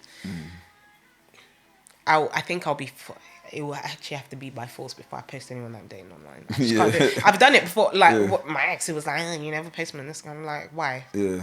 What are you looking for there? Yeah. Why do people need to see your face? Like, I'm not one of those people that think social media is like validation for that. But I think that it heightens people's insecurities. So people feel like if they're not in a relationship and they can't post the person they're in a relationship with, they're not doing something. Yeah. But really and truly... And it shows our lack of trust for each other as well, because the whole posting the arm, one leg, if anyone ever done that to me, I'll be pissed off. Like, I'll be seriously pissed off. It's like, don't post me rather than just posting my arm or my leg or something. Do you know what? I can get, like, 'cause there's certain couples, like, I can understand why you'd want to keep things private. Yeah. Like myself, I mean, if your arm was accidentally in the shot, but I would just not post you. I think it's also that people are scared of the shame of the breakup. It's like, oh, wait, so where's that dude that you posted last week? And that? But I can understand keeping... But the thing is, you can't be sure that anything's permanent, right? 100%. So you don't, like... And who wants to be like, oh, that's a different guy? You don't want... And the thing is, because people are watching other people's lives, right? Like... From your choices and your habits and things, like people liking, commenting, people are forwarding other people's stories. Oh, this is the person that you're with. You don't actually want to give people more information you don't want to give more information. And we're nosy generation. We're mad nosy. Oh, we're hella nosy. Everything is out there. Like, even though I like to profess to be like a non-social media person, I'm also nosy by nature because the information is out there. So it's like, oh, what's this? And then you're like engaging in it. Yeah. So sometimes I choose to like, I will voluntarily not be nosy. So if I meet a guy, I might refrain from checking doing the whole investigation. So for the first few, like maybe for like the first month, I'll take that element out of it because I just want to get to know you I want to take you at face value, not how I see you on social media, because I don't want that to influence my decision. So I'll just take you at face value before. Maybe I'll ask friends, what's he like? Or do you know him? Yeah. But I'm not going to dig into your socials. But then when I feel like, okay, this is somebody that I might consider taking seriously, then I might do like a deep dive. Check up. Then I'll be like, all right. But you're heavily involved in social media as well, aren't you? Because obviously the line of work you do. Like, how do you find that though? Like, how do you balance that and your actual work? Because you're not putting in a lot of work. Like, I don't know how you lot get the time to... Right, so... To me, it doesn't... I mean, social media is like 2 minutes, right? Yeah. Oh, shit. Sorry. I shouldn't have picked up my phone. It's when I talk about tech. Oh, so I met Ibro yesterday at this Apple Music thing that I went to. He's super cool. I was like... Someone walked past me. I was like, I swear that's Ibro. Yeah. I was like, Ibro! Yeah. And then... He's a bit annoying, but... No, he was super chill yesterday. I was like... Ebro, Darden, like, nice to meet you. I was like, you put an American accent. I do that when I speak. No, I actually didn't for once. Oh, okay. I was like, oh, so nice to meet you. What brings you to London? He's like, I came for this Apple. So it's the Apple Music Agenda thing. So Santander was a headliner, and Miss Banks and Miss also performed, and I think somebody else performed before Miss Banks, but I can't remember who it was. And I shook his hand, and he's like, and Dave's a friend, and da-da-da. Yeah. And I work with Apple, because I think he's got like a podcast or something with Apple, or one of the Apple radio shows and stuff. And I was like, yeah, you do. I was just like, nice to meet you. I like you, bro. Yeah, I was just like, it was super. I was like, oh, okay. I love their show, but so one of the issues I have is like shows that are very politically driven in one direction. Like, because I'm a centralist, I like to see both sides of the story, and then I'll weigh up which one makes sense, which one's right for me at the time. Like, but sometimes they'll be talking about someone in their opinion, and the thing is, I think when you're on a certain platform, you have to be open-minded because you're talking to various people. So let's say I'm talking to you, for instance, and you're a conservative, and I'm here bashing conservatives before I get to discussing what your viewpoints are. I've already put you in a weird position. And I tend to find that they do a lot of that in that show, and a lot of left-leaning media tends to do a lot of that. It's like the moment you get there, they're already bashing, and then not knowing what your views are. I don't know if you recently saw. I don't know if it was. I think YG was performing. And he called this white dude up on stage, and he was like forcing him to say fuck Trump. Like he was forcing him to, and he was like, He asked him who did he vote for or whatever, and the guy was like, I don't know. And then he was like, oh, I want you to denounce Trump. And he's like, I don't want to disrespect the president. Yeah. The guy wasn't even, I don't know if he wasn't necessarily like a Trump supporter. Have you seen it? No, I've seen the video. He wasn't even a Trump supporter. And already, and you're putting him up on stage and you're chastising him based on a political view that you have that you're trying to enforce on him. I don't get that. No, do you know what I mean? In that context, I can understand why it's the wrong time and place for that kind of thing. And he's like an innocent like bystander guy you just pulled on stage. So and apparently he had to run away after that concert because someone at the backstage was like, oh, there's a hit on you right now. Like people want to beat you up simply because of how YG put you out there. And this dude was like, what? I just didn't want to disrespect the president of my country. Yeah, I can get that, but then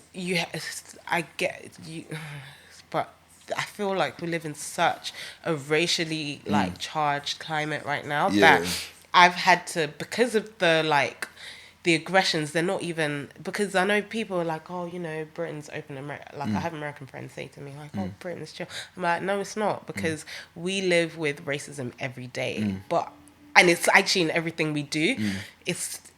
But we just roll with it. But we carry like. But the divide is definitely near America. It's not.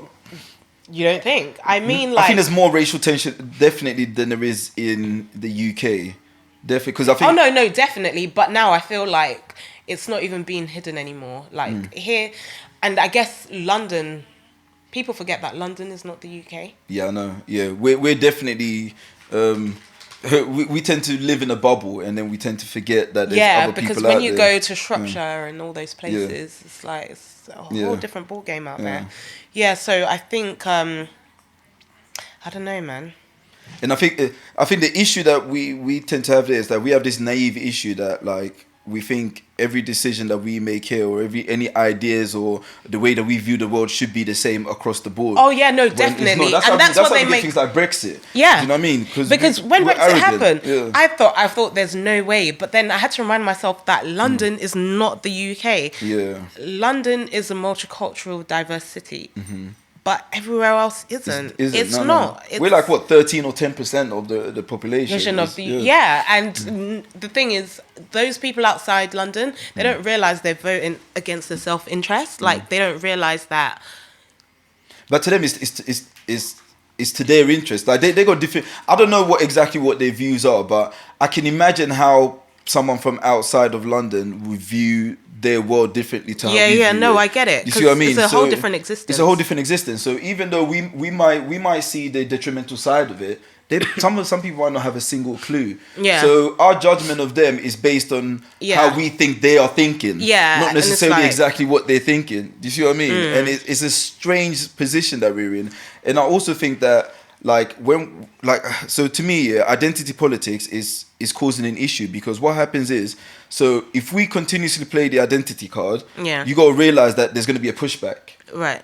Like, do you see what I mean? If we play the identity game, if we play identity politics, there's going to be another. So like, let's say black people decide to play the identity politics game, you got to realize that eventually white people are going to say, well, we're going to play this game and we're going to play it better, and there's more of us and we're going to win this game. Do you see what I mean? Well, I mean, that is what is happening now. And that's what's happening. But then we've got to figure out what is the greater solution. I don't know. I'm trying to study and get my head around it, because there was a time where identity politics wasn't a thing. But when we started understanding the system more, we started focusing more on the identity politics instead of rectifying the system. Right. Do you know what I mean? I think there's a difference. Because, the system might be against you, but to fix it, it's a whole different ball game, and the angle that you got to come at it to fix it is where I'm right now. I'm studying and I'm trying to figure out, because I don't think what we're doing right now is necessarily working. It's creating more of a divide and more of an anger towards each other, and that is where an issue arises. Do you know what I mean? I know, I get that, but the thing is, how much longer do we have to? But then also the bigger person, asking that question, be taken for idiot. But then there's also the second question: is at what point do you know that everything is fair and equal, and at what level? Do you see what I mean? Because equality is a funny game, because there's equality of opportunity and then there's equality of outcome. And I think at the moment we're fighting for equality of the outcome, which is a big problem, because how do you measure that? So right now, I was having a discussion with someone, and he was like, he went into a board meeting, and there was too many old white men, and there was only a couple of black guys, and this was an Asian guy who told me this. Yeah. And I was like, okay, so you're complaining about, like, so let's say if we was to really, because the thing is, equality would mean like there's two different things. So equality of outcome is like everyone wants a representative at the table, everyone, yeah. So let's say there was enough black people there, and then the Chinese people come down and be like, oh, but there's not enough Chinese people. But then a trans Chinese person comes and be like, oh, there's not enough trans Chinese people. Yeah. Like, at what point, how do we measure it? Do we measure it by the amount of population? So let's say there's like 7% black people. We want 7% black people in every position of power or every decision but this is making. I think you need people that understand what it's like to be the other in the room, and to make sure that the others, the other others who aren't others, understand that the final outcome has to benefit everyone. So let's take AI, for example. AI is being created all over the place at an alarming rate, and facial recognition works well for white people. It's not working well for black people. That's because the dev teams and stuff that are doing it aren't, like, there's nobody there saying, have you thought about baselining the possible symmetry that you've used? Have you thought about baselining it for someone with Asian features, black features, and you can't just use it for European features. You can't use it for European features and think that that's going to pass muster. It's not. But there's nobody in the room to, like, there's no one in any of these teams to say, no, like, you need to consider everyone else in the world, because, like, white men are selfish naturally. They don't think about anybody but themselves. So if it were, as long as it works for them, that's it. They think, oh, I've made this cool feature, but you haven't made it accessible for everyone. Like, there was this girl that she tried to take a passport picture and said, oh, we think your mouth might be open. Are you? Oh, because she had big lips. Yeah. So you haven't built. You're building great technology, but you're not building it for everyone. You're building it for you. Yeah. And those dev teams are filled with Caucasians. Like, it doesn't matter if they're from Ukraine or Poland or, it doesn't matter where in the world they're from. They have the same features and symmetry, but no one's building that software that takes into account the chinky eyes of the narrow eyes of the Chinese people, the broad noses of black people, the fuller lips of. But that's a great example you're giving, though. Like, I get it with things like that discusses like matters of like accessibility and stuff like that. You need to take that into consideration because you're trying to scan other people, but like in other arenas, like, I don't know, like employment, like job positions, should it be a case where roles are being offered to people simply because of diversity, or should it be a case of it's about competency? What should it be about? But the thing is, okay, so I met this lady. I was doing a panel talk for this Black women in tech event, and she is a recruiter. So she started working. The consultancy that she used to recruitment consultancy she used to work for. She literally said that it's full. The office is full of white men, right? So when they get the CV, they look at the name, they see it and say, "Oh, that's DoHumans," and they throw it away. She said she couldn't believe. She said she knew it was a thing, but it's one thing to know it's a thing, and it's another thing to see it happening on a daily basis, like actual for real. Yeah. Like, I mean, think of something that you know, like, possibly happens, and then you actually have to witness it. It's like, I heard that. No, that's a real thing, because me and my years ago when I used to work in Marks and Spencer as a 17, 18-year-old kid, me and my friend, we actually applied for a graduate scheme. Yeah. And all we done was we used the same CVs, but we changed both of our surnames. Okay. So instead of having like my Ghanaian name, he have his Nigerian name. We just put Smith at the end. Yeah. And it actually went through like a longer process. Yeah. And I get it. Those things, it is a real thing. It's a real thing. Like, they literally say, "Oh, I can't pronounce this name. Throw it away." I'm lucky because my last name is Caucasian, so even and I use my middle name, but like, it will literally, up until you get to a certain level, like they will throw your CV away. So the people who are better qualified and will probably do a better job aren't even being considered. I was watching, as long as you can like bro it out and, you know, talk the right talk and connect with them, like a lot of the time, sometimes whoever's interviewing you is not looking at your competency level. They're looking at about, oh, maybe would I have to like to go to the pub with this guy? Yeah, of course. Yeah. Would you say it would be good to have a sort of like an AI system which just solely concentrates on competency? No, I mean, if the because there's a big problem with that. So Harvard, they had an issue where like when they looked at people that were qualified for like certain like courses like maths and stuff like that, they realized that like the highest rank, because they only take a certain amount of students, and they realized that the only people that were meeting the qualifications at the highest level were Chinese people. Yeah. So they realized that there was something innately different in their mindset when it comes to like processing maths and figures and stats, and similar with like Jews when it comes to legal stuff. And so now what they've done now to create, because it was becoming an imbalance, and they literally started making the entry process harder for Chinese people. And now they put together a lawsuit saying that they were trying to sue them for being prejudiced, basically. No, but against them. I mean that. But the thing is, you can't. I would say don't make the process harder. Make it fair, and you know that you can only allocate. Like, let's say you have X amount of roles. Let's say you have 3 roles in the team. I think maybe a fair way to do it would be like, okay, you can only employ 3 people, like they're at the same level, they have the same qualifications to do the job. Yeah, hire 1 black person, 1 white person, and 1 person from another race, or 1 man, 1 woman. But what if someone from another race complains about that not being fair as well? Because everyone can play the game. That's the danger with identity politics. No, but that's the thing, though. Like, then it might be like, queer people might be like, oh, it's unfair. There's no queer black person. Oh, there's no queer Hispanic. No, but or should all ethnics be but one then pool? I feel like you should. Okay, I feel like a lot of these things. The problem is where it's getting too granular. I feel like it needs to be high level. I feel like gender should. I'm not gender. I feel like. I feel like past, like race and like top level gender identification,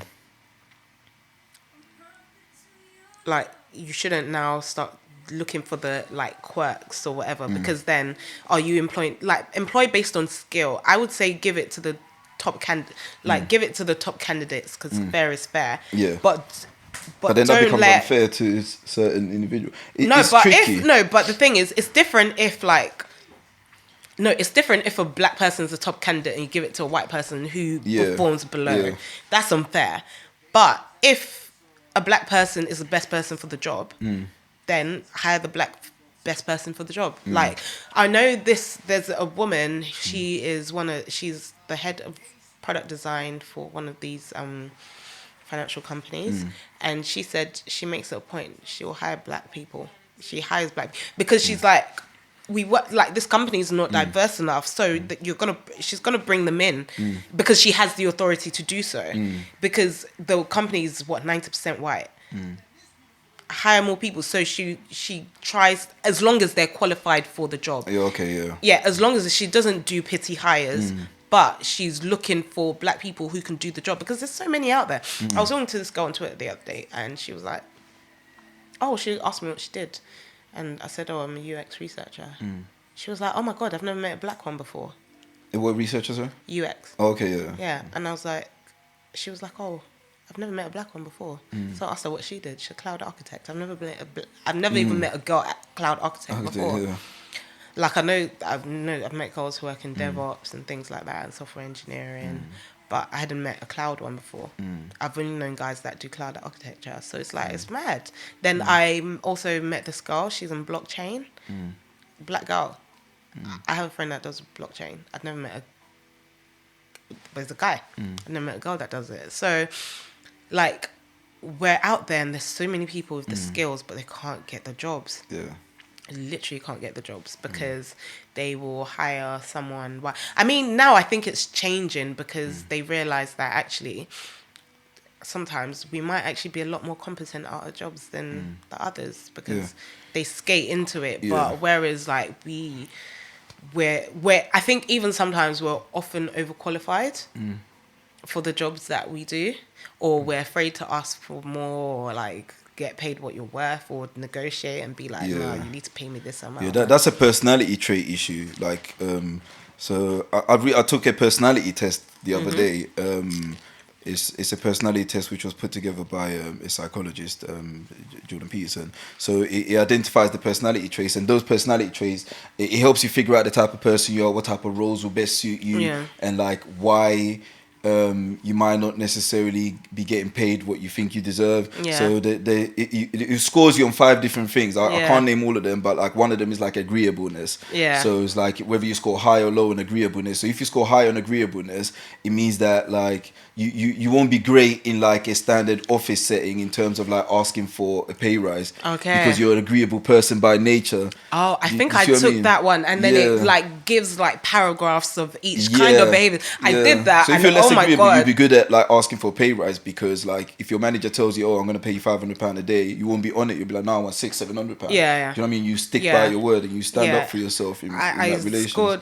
I scored low on agreeable and like doing like going with the status quo and like what did it say? I think I've got it in my phone somewhere, and it was like, I thrive on challenges and you're creative. I'm creative and I question authority, and if I feel like something's wrong, I'm going to question, which happens. That's probably one of the reasons as well that you're thriving in your career, and people don't know that because they think, oh, why am I not doing, or why am I not in the position that I think I'm supposed to be in, not knowing that the personality type is not helping them, and maybe there's things that they need to adjust on, or they need to acknowledge and then develop them, because you might just be sitting there and you're scared to even speak to your manager. How are you supposed to get pay rise? Like me, like I'm not even when it comes down to a design, like I'm not afraid to go toe to toe with, because if I think that's a great trait of successful people, or especially within the working arena, career wise. Because I'll just be like, no, I don't think it's so. Basically, we're trying to run a sprint right now, but the right people aren't going to be available for the time we want to do it. But somebody's insisting that it happens, and I'm just like, so now because I'm supporting someone else on the project. I tried to say to her, I was like, okay, you know what, just don't do anything, and if she wants to say, oh, why haven't you done this, blah blah, blame it on me. I don't mind, because I know I'm right anyway. So, and I don't mind taking the hit, because I know I'm absolutely right, and I can stand on any platform and say that. But my manager was like, no. She was like, no, we will. She gave us a more workable solution on how to meet that challenge, because I'm ready to. I will clash you, especially because. Like, I know my work, and I know what I do. I know how it's supposed to be done. Like, I'm not trying to waste my time doing things that I could do properly better later. So, like, don't, for your own sake of your own ego, don't try and make me do things. And I listen, I go toe to toe with peer products. Because I know your job too. Because I could do your job if I wanted to. I just haven't pursued that path. Like, I've got the qualification to do your job. So I remember there was this peer, and he was like, oh yeah, but we need to test it. I was like, no, I'm not doing it, because he was like, oh, why do we need to test it this way? I'm like, because you listen. Because listen here. So apparently, one of the head of CX was on the call. I did not know that. So it was like 6 months later, and my manager, she was like, oh yeah, I heard that you handled yourself and you put whatever in his place. And I said, how did you hear about that? Word of the street. I was like, oh, okay. So I think you have to, and I think I tried to apply that in all areas of my life, just being very strong in conviction, and just knowing, like, I mean, if I'm wrong, I'm wrong, but if I'm right, bloody well believe that I'm right to the nth of being. But see, you even telling me that already like lets me know why you're doing well in your career, and why potentially you will go further than most people who are more agreeable in that sense. Do you see what I mean? And I think sometimes as well, like, instead of like looking at your position and thinking that it's someone else's fault. You should also analyze yourself as an individual and see where you need to improve in order to enhance your career or enhance your business or whatever it is you're doing. Because I scored very high in agreeableness, but then also the benefits of agreeableness is that people like you. Yeah. So if you got a product or service, people are more likely to come to you for it because they like you. Because agreeable people are likable people because they know how to get along with people. But at the same time, we don't make great managers. Do you see what I mean? So that's why I work by myself. Like, I'm an independent person in terms of like my work, business or whatever, because I don't work in the work environment. I don't want to be there because it's not best suited to me. Because I'll just do what I need to do and I'll kick and go home and do what I really want to do. So I won't really elevate how much as I need to elevate. And I've acknowledged that by studying and looking into it. So I'm able to better adjust because, I'm agreeable. People who like me, I can get along with people. I know how to negotiate around the world. I know how to navigate society and culture. So in order for me to thrive and make something of myself, I need to position myself in that place. Because if I just go into a career right now, I might be stagnant for like 3 years without a pay rise simply because I can't be bothered to go and tell my manager, I want extra money. While someone like you, for instance, you'd be like, well, I'm doing A, B, and C, now give me my money. And that's how you're going to succeed and get further in your career than I would. I wasn't always like this though. Like, I think it's a lot of it has to do with finding my calling because I started out in like fashion events and things like that. So it's what I enjoy to do, and I still get to do that on basis. I remember one of my friends asked me, he said, if you could work in tech or you could work in entertainment, what would you pick? And I said, I'd have to find a way to do both because like they nourish different parts of me. Tech fulfills like, it's like this thing that's never ending, that's so big that I could probably never learn everything. No, I could never learn everything in it. It's forever changing and there's no limits to what, and I'm good at it. But music and entertainment is something that's been part of me since I was a child. Like, my mom used to write plays. Her brother was a playwright. Her brother was a playwright. Even Wale Soyinka was his mentor. Like this famous African player, like all that thing. Like, there's so much. I used to do Roundhouse when I was younger.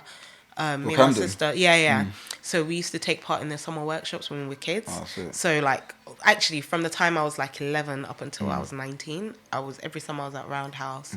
Even while it was being built, I remember like Helen Mirren came one time. So I've always like danced or sang or I've done something. I've always like, music has always kind of played like a backdrop to my life in some way. I studied performing arts in college. I used to do events where we'd put on comedy shows, like one of Eddie Caddy's first shows. I was part of the team that helped put that together. Like, so I've always done stuff to do with entertainment. So even now I've got friends that are entertainers, so I might do like a press kit here or I might do something. I just like music and all of that side of it. But I also love tech, so I would always do both. Yeah, you find a balance in that. Yeah, so I found the tech is what's bringing in the money, and that's So it's good. Like, so I think I'm fortunate in that way that I can combine the things that I love. So most times my life feels like one big party. Like, because I go to work, if I don't want to go to work, it's just because I'm tired. Not because I hate going there or like, I have to deal with these people again. No, I don't wake up with dread anymore, whereas I used to. And I was like, life is too long to be miserable. So maybe that's why I'm very like particular about being happy in everything that I do. Like, because I'm happy, so I'm not looking for someone to. I think it's probably because you're living your purpose as well. Yeah. So you're not doing something that you dread. Like, I'm not looking for an escape. I'm not looking for someone to save me. I'm not looking for someone to give me a life that I can't give myself. So in that sense, I think my my measurement of joy and whatnot is quite high. So it will take a lot for me to relinquish that. So, and then it's, why should I have to relinquish that? I need somebody that's going to add to that in another dynamic. Yeah. So yeah. What's tech like though for you as a black woman in tech? As a black woman in tech, Listen, go back to the colour. It's it's a bit wild. So so there's a few black women who work in my company. There's a few, not that many. It's not that many of us. There's like a lot of people in the office. So we've got our office. Our office is multicultural, but it's not heavily black. I think there's maybe like, I think there could be like 20 black people in our office, and there's how like many people? let's just say there's 200. Yeah. Like there's people from like Israel, Poland, like it's multicultural in that way, like Mexico, South America, Guyana, like Ghana, Nigeria. But these are British born or people that came over from those countries to work there? A mix. So a lot of you hear a lot of accents on a day-to-day basis. Oh, for real? Yeah, like you hear a lot. Yeah, you hear a lot of accents. Actually, it's more accents than I've heard in an office. So in that way, yeah. But the way the company's structured, I sit in a very like weird position. So I sit in marketing and insights, but my role is very heavy. It's very product and tech focused. So I work with product and I work with design, tech, and so in that team, like let's say, if you look at the design team, UX, yeah, I'm the only black girl. No.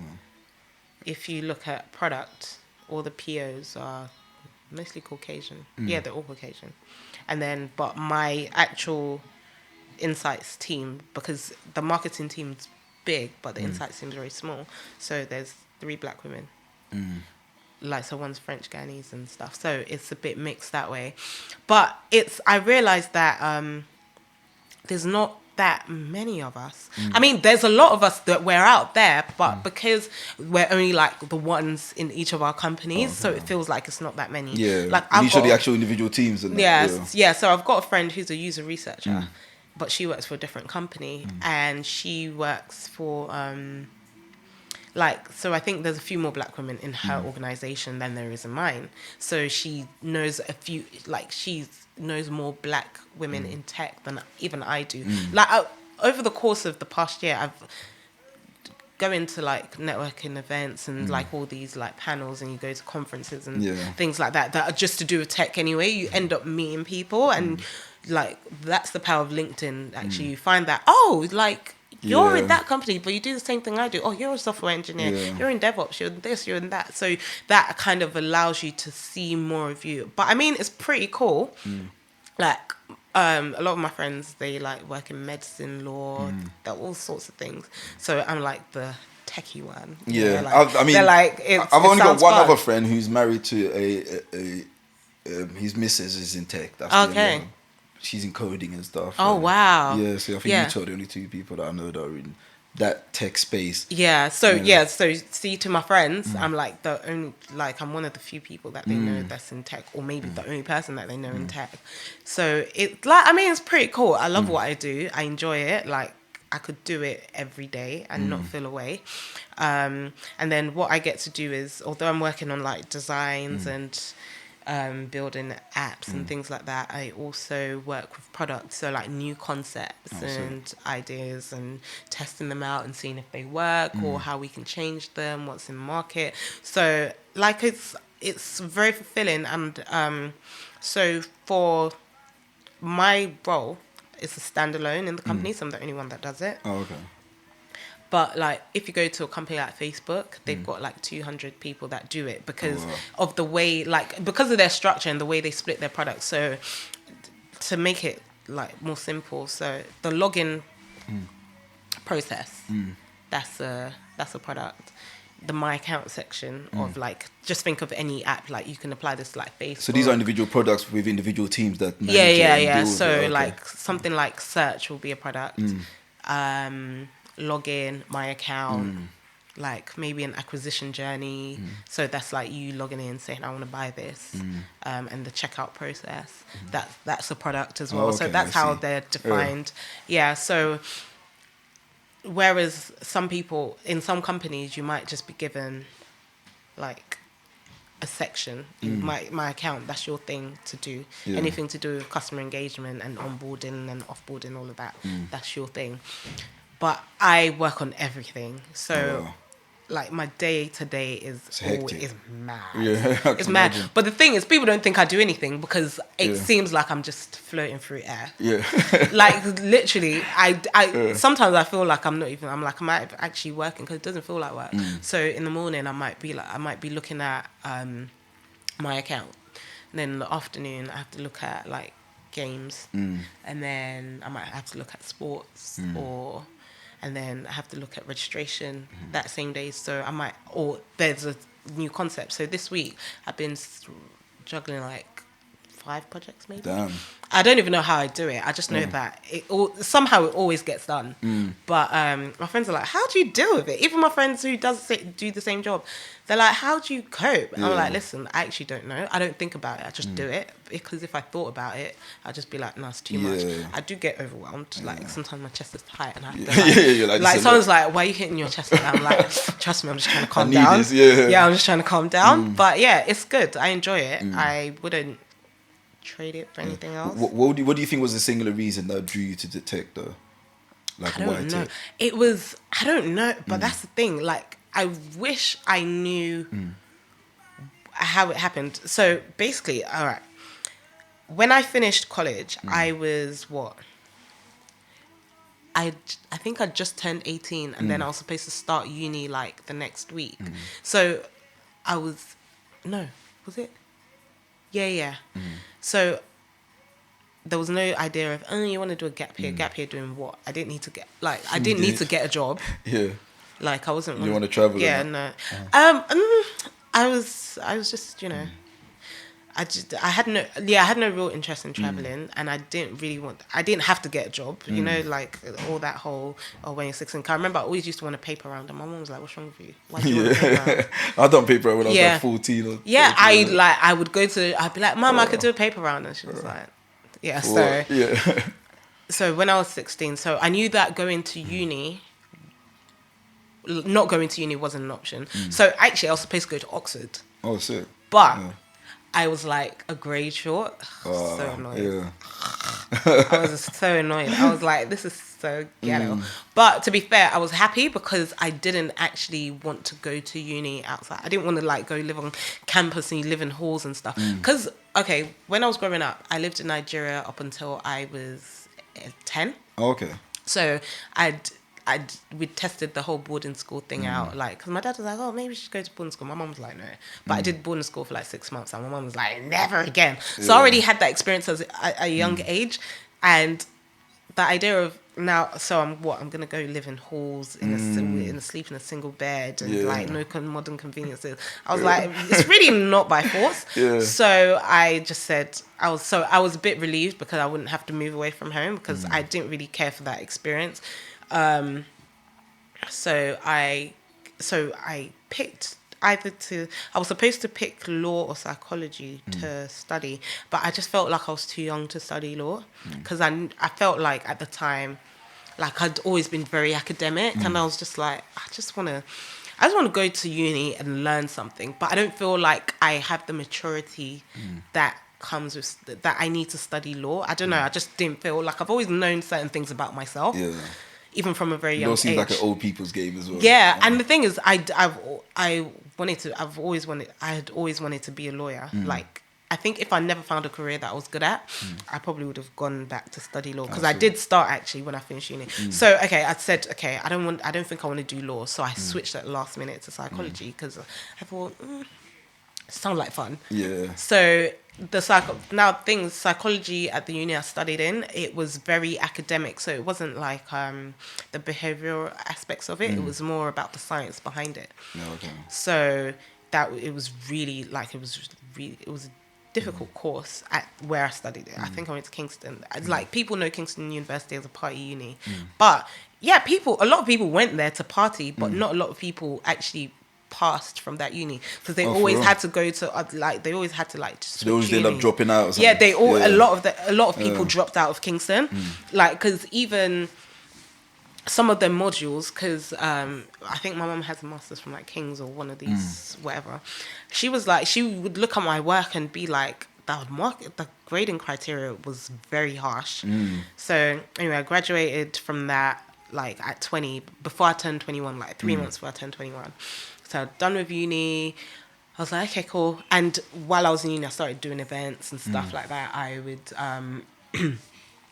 like be part of the teams that maybe is it ACS or like, and I met this. It was called Adlib. I met these like group of people. These guys, Jason and Michael, and they used to put on like these comedy shows. And then I started working with them.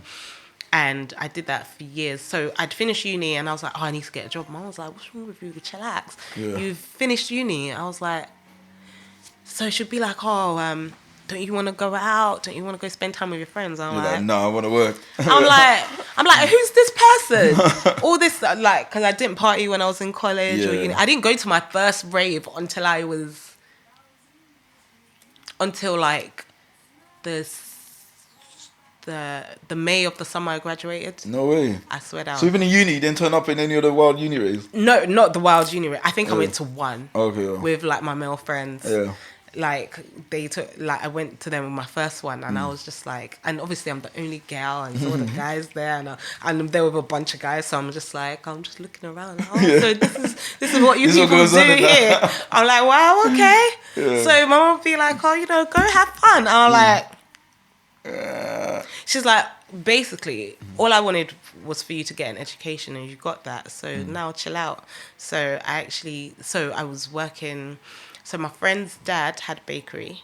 So I'd go there. Sometimes we would like trying to like shape up the business, like all the admin side, all the processing and stuff. So I've always been naturally good at that. Like I don't know where the skill came from, but I just know how things should work. Yeah. So I was doing that. I'd do events and stuff, and just literally much partying for like, I think I did that for like, I got my first job when I was 24.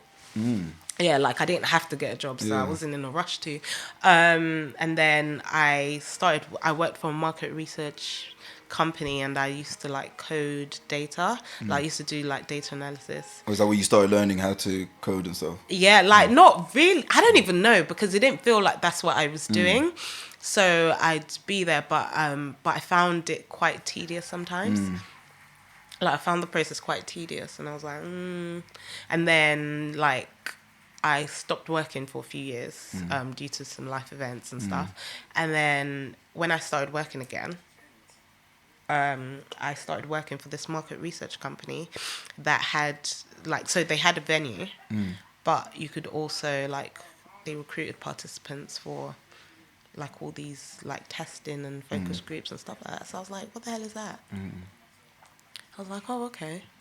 And I was like, wait, I study psychology, I could do that. But this time I'm still doing like events from here to there, blah, blah. I'm like, oh, I could do that. Like, I study psychology. It's like, it's not doing like, and when I was doing my degree, the thing I enjoyed most was doing like experiments. So I think for my dissertation, I actually did, I did facial symmetry and... Oh, okay. I did a study on facial symmetry, and it was like how symmetrical... facial symmetry and attractiveness and personality. That's what it was. So basically, it's like every person's body is like very symmetrical. So I think when I did Naomi Campbell's symmetry, her face was like 97 or 99% symmetrical, and her body was like had that symmetry as well. It was really mad. Like so the mechanics. That's what determines like attractiveness and stuff. And then I could see that. Like the less European your features were, the less symmetry you had. So like maybe it would drop down to like for a guy with a broad nose, it could, and depending on like the way his head is shaped and stuff. I think I saw something in the papers recently. Idris was in it. So like it could drop down to like 83%. And then like there was this software that I don't even remember if I built it, and you could, but this is such a long time ago. So or I found the software somehow, and it measures like if you put some parameters into place, you could measure the face. I remember my face was like 93%. I was like, oh, so that's why I'm not totally cute. No, I remember thinking, because I didn't blossom until like I don't believe I blossomed until like maybe like 5 years ago. No, not even 5 years ago. Let's call it 4 years ago. What's the difference though between you and 5 years ago? I just didn't know how to do my makeup. And maybe it was also how I carried my... Like, I wasn't as confident. Yeah, so it's internal. Yeah, so I remember thinking, but my face is 93%. Like, surely, like, I should look like a hot spice. I don't actually, like, fully look like one. Like, the maths isn't adding up. Like, make it make sense. These things can make people really insecure. Yeah, so I was just like, make it make sense. Yeah. So yes, I was like, I could do this. When I got to the research company, I was like, I could do this. But anyway, it turns out that they had like a usability program. So I started doing some stuff with that. I started managing like how we test with participants, etc. for the parent company. And then I did that for a few years, and I would do analysis and this and that and the other. And then I was just like, okay. But I hated the company that I was doing it with. Like, not that I hated the company. I just felt like it was internal and like it was for all their programs, but it wasn't as technologically advanced as I would have liked. Like, I just felt like I could do You beyond more. the company, basically. Like, in terms of like where your ambition was. Yeah. It was beyond. Like, I wanted to work on like complex products, and I just felt like I could do more. So I switched roles, and now I'm sick. Yeah. What would you say to like anyone wanting to speaking in particular to like black women wanting to get into tech? I mean, before you give that bit of advice, so like I've been reading a lot of like articles about like women and men in STEMs, and you know how like it's heavily majority dominated by men, and I don't know if you've been looking at what's happening in Scandinavia in terms of like egalitarianism. Yeah. So Scandinavia is one of those places where they've been promoting equality like through actual policies.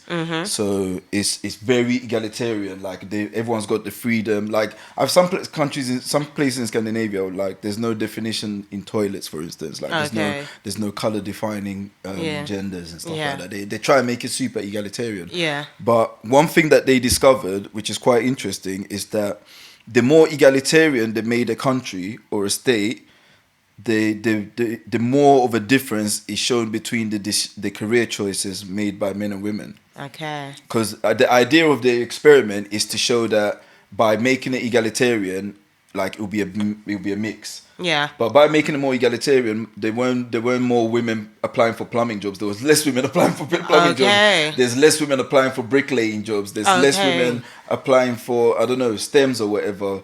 And then there's more men shifting towards the more traditional men jobs, and there's more. And it was weird. And the scientists were still trying to get their head around it, as in like, because they thought egalitarianism would make people mesh together. Okay. So sometimes it is a case of maybe showing people that there are other avenues, but then at the same time, if you leave them to make their own decisions, they go towards the more traditional side of things anyway. So there might be women out there that potentially want to get into like tech and stuff, and like what would you say to them? What is the avenue, and what should they consider about themselves before even making the decision to get into tech? Because the thing is, you can work for a tech company, but you can work as a lawyer in a tech company. You can work for marketing in a tech company. So you can do non-tech roles in tech companies. So if you feel like you want to work in tech, you could go for non-tech roles in that. But if you want to do a tech role, like I speak to, I think I did this thing the other day where I was speaking to sixth form students. They're in sixth form, I was speaking to them about like, they wanted to find out what kind of jobs there are in STEM, because some of them, they don't even know what jobs are out there apart from like maybe you like doctor, like all those like basic engineering jobs and things. So and the more commonly spoken about roles when things are changing. When things are changing. So like it was like I spoke to like 20 students, and like so how I explained what I do, because I don't know how to explain it so I said to them, what's your favorite app? So they were like, Snapchat thing. Okay, I said, this is how what I do works if I worked for Snapchat. So I took them through the process. I said, okay, let's look at Snapchat. I'm going to even do that now. So let's look at Snapchat. So we know Snapchat, you can slide back and forth. Yeah. At one point, you see where you subscribe to people's feeds? And then it pops up. It used to be round, right? Yeah. So let's say we wanted to take it from round to the triangle that it is now, here's how I would have done it. So I take them through like the whole design process, where I come in, where I step out, where I hand over, and how that works. And they were like, I think we don't think about the intricacies of that, so it's interesting to hear it from someone who actively puts it together. I had to work, so I'm like, okay, so this is how it would work, and that's how you get a new feature, and that's how this thing happens. They were like, I didn't even know things like that existed. And it's mad, because the thing is, and the funny thing is, kids growing up today, they're all like, from the age of 2, they know how to swipe, open the phone without you there. Like, I don't even know how they know your password sometimes. They'll just type it in. Before you know, they've unlocked it, and you're like, what the hell's going on? So I think tech is a big part of their lives, but they don't even know how they can play a part in creating it. And the thing is, because they use it so much, I mean, they use, whether it's Snapchat, YouTube, they're on it, or whatever, they're on it from birth, but they don't know that they can influence how it's being made or how other people use it. They don't even, I don't even think they understand that that's a possibility. So when I finished explaining it to them, they were like, oh my God, that sounds so cool. I was like, I'm not going to lie, you're talking to somebody who actually enjoys their job. Like, so it could be that some people, they don't enjoy what they do, but they do it but like, I love it. So me talking to you about it, it's like a kid in the candy store. So you're probably feeling that infection and, you know, that excitement about it. So yeah. So to women who want to get into tech, I would say that go for it. I mean, you will never know until you try, right? So you can start with in a non-tech role in a tech company while like trying to find the area that you want to work on, because you could be that you want to work in DevOps, or you want to be a cloud architect, or you want to be a software engineer, or you want to work in biotech. And then there's all sorts of tech. Like you can work in tech, but you could be a product person. So if you're a good project manager, you could possibly transition quite easily to being a product manager, but then you have to understand the product life cycle and the development life cycle and how that works and how that differs from being a project manager per se, and the things that you need to do and the people you need to work with. So I mean, there's lots of information out there. Like, we live in an age, you can literally Google anything, even on your phone. To me, that's why I'm like, there's no such thing as can't, because you could just Google it. My sister hates, because I'm always like, just Google it. But like, you can do anything. There's Udemy courses for like, they're always doing a sale for like £10 for a course. Like, if you feel like you don't want to do that, you don't want to just make a drastic change, but you want to incrementally learn about what you like and you don't like, just buy one of those £10 courses, or watch videos on YouTube. There's videos on how to do everything on YouTube. There's how to code in Python, how to use JavaScript. I learned how to set this up on YouTube. So it's literally, there's so many things that you can learn without having to like fully commit at first. And then the more you learn, maybe it's in the company that you are in, you're asked to change teams, and like, you want to, and obviously you've shown them that actually I've put in the work, because now I want to change teams because this is what I want to do. You might have to do a junior role for a while, but if you're a fast learner, you don't have to do it for more than 6 months. It just depends on your level of learning. Like, for me, I'm a super quick learner. Like, I pick things up like this, and once I know it and I can do it, like, I want to learn the next thing, and I want to be able to do more complex things on top of the basics. So if you're a fast learner, then that's even great, because you can grow faster. So there's no one set route. No one, like, all the people I've talked to that work in tech, we all literally got there almost by accident, to be honest. Like, it wasn't like a deliberate thing. For some people, it was more deliberate. But you developed a skill set, though. Or you developed, or you already had a skill set that you didn't know, and then it just somehow like transitioned that. Because I think that's the key, because I speak to people and sometimes they want to get into something, but they're not taking the time to develop the skill set. So they're not showing me anything tangible that shows me that they want to achieve whatever it is that they're trying to get into. They just talk about it. It's the dream. It's the thing is now, because I'm a researcher, I could remain a researcher for my whole career and make bank, because then it allows me to be able to consult, and I already consult freelance as well, but there's so much that I actually want to do that outside of research. So it's finding where I'd also be a great product person, because I CV. I remember I went to this like tech showcase thing, and people were showcasing the products that they work on. And funny, I'd never really thought about it. And I think someone presented this dance app thing where you kind of stand in front of a screen and it does something. And it reminded me of, you know, like Snapchat, you've got the filters that used to take pictures, but on the other side, you've got those like activity type things. Oh yeah, like the games and stuff. Yeah, it reminded me of that. And I remember saying to them, I was like, oh, have you thought about optimizing your product for Snapchat? They were like, no. And then my friend and I were leaving, and she was like, you know, you'd actually be a great product person. And I was like,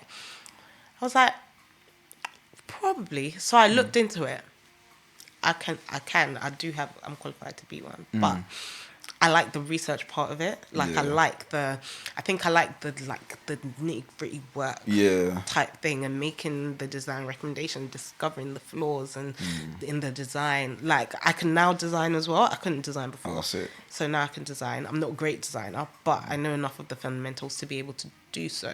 I wouldn't have to do it because like if the teams are well built, you can, you know, everything's kind of layered. But I understand why design decisions are made that way, why the height is a particular way, like the design systems being used and all of it. So it's things like that. And the thing is, when you get into the role, like it's always up to you. You can either upskill or you can stay there. Like it's really up to you. But if you have a vision for yourself in your life, it's really down to you to make that happen, because no one's going to hand anything to you. I mean, some people get handed opportunities like that, but before you start getting handed, some people have that kind of luck, but also before you start getting handed opportunities, there's a level of work and sacrifice or whatever that you would have had to put in over the years before things start falling into your lap almost. And sometimes that work and sacrifice might not actually be directly related to what you've done, but because people know your track record or they just know that you're the person, you have something to offer. They're like, oh, actually, like this would be the person to like. So I think having a very strong work ethic is very, very important in anything. Like, No, and just to add on to that before we finish, is that's great advice that you just gave as well. And I think one of the things that I always tell people, especially when I'm speaking to young people, is like when you're young, you got so much time to develop skill sets. You got so much time to pick up stuff, and you live in an information age where it's easy to pick up stuff. Whereas when I was your age, I would have to go to the library. Or you'd have to. I have to wait for my parents to get off the phone so I can log onto the internet. But try and make yourself indispensable in whatever field you're in. Like if you're into coding, make yourself the sickest coder. Like put yourself out there. Do you know what I mean? Like go all out. Because like just by virtue of the fact people are gonna. They're gonna like they'll hear about you some way somehow. They'll find you, or they might see you talk about something that you've done before and be like, oh, can you help me with this? Or like, I don't know, life is just fun. And the thing is, the more you do that thing that you want to do, the more opportunities you get 100% as a result of that. So you just have to take the first step, right? And the things you start seeing, that things start to align, and you like and sometimes as well, just to finish off, sometimes don't just necessarily wait for people to come and rescue you. Like start creating your own stuff and just generally put it out there and generate that energy that continues to snowball. Generate that energy of trying, and then eventually you will you end up in the right place. Like don't let life happen to you. You need to happen to life. Sick. Appreciate that, Nayeaux. Thank you so much. Thank you for having me. High five for that. That was pretty sick. That was pretty lengthy.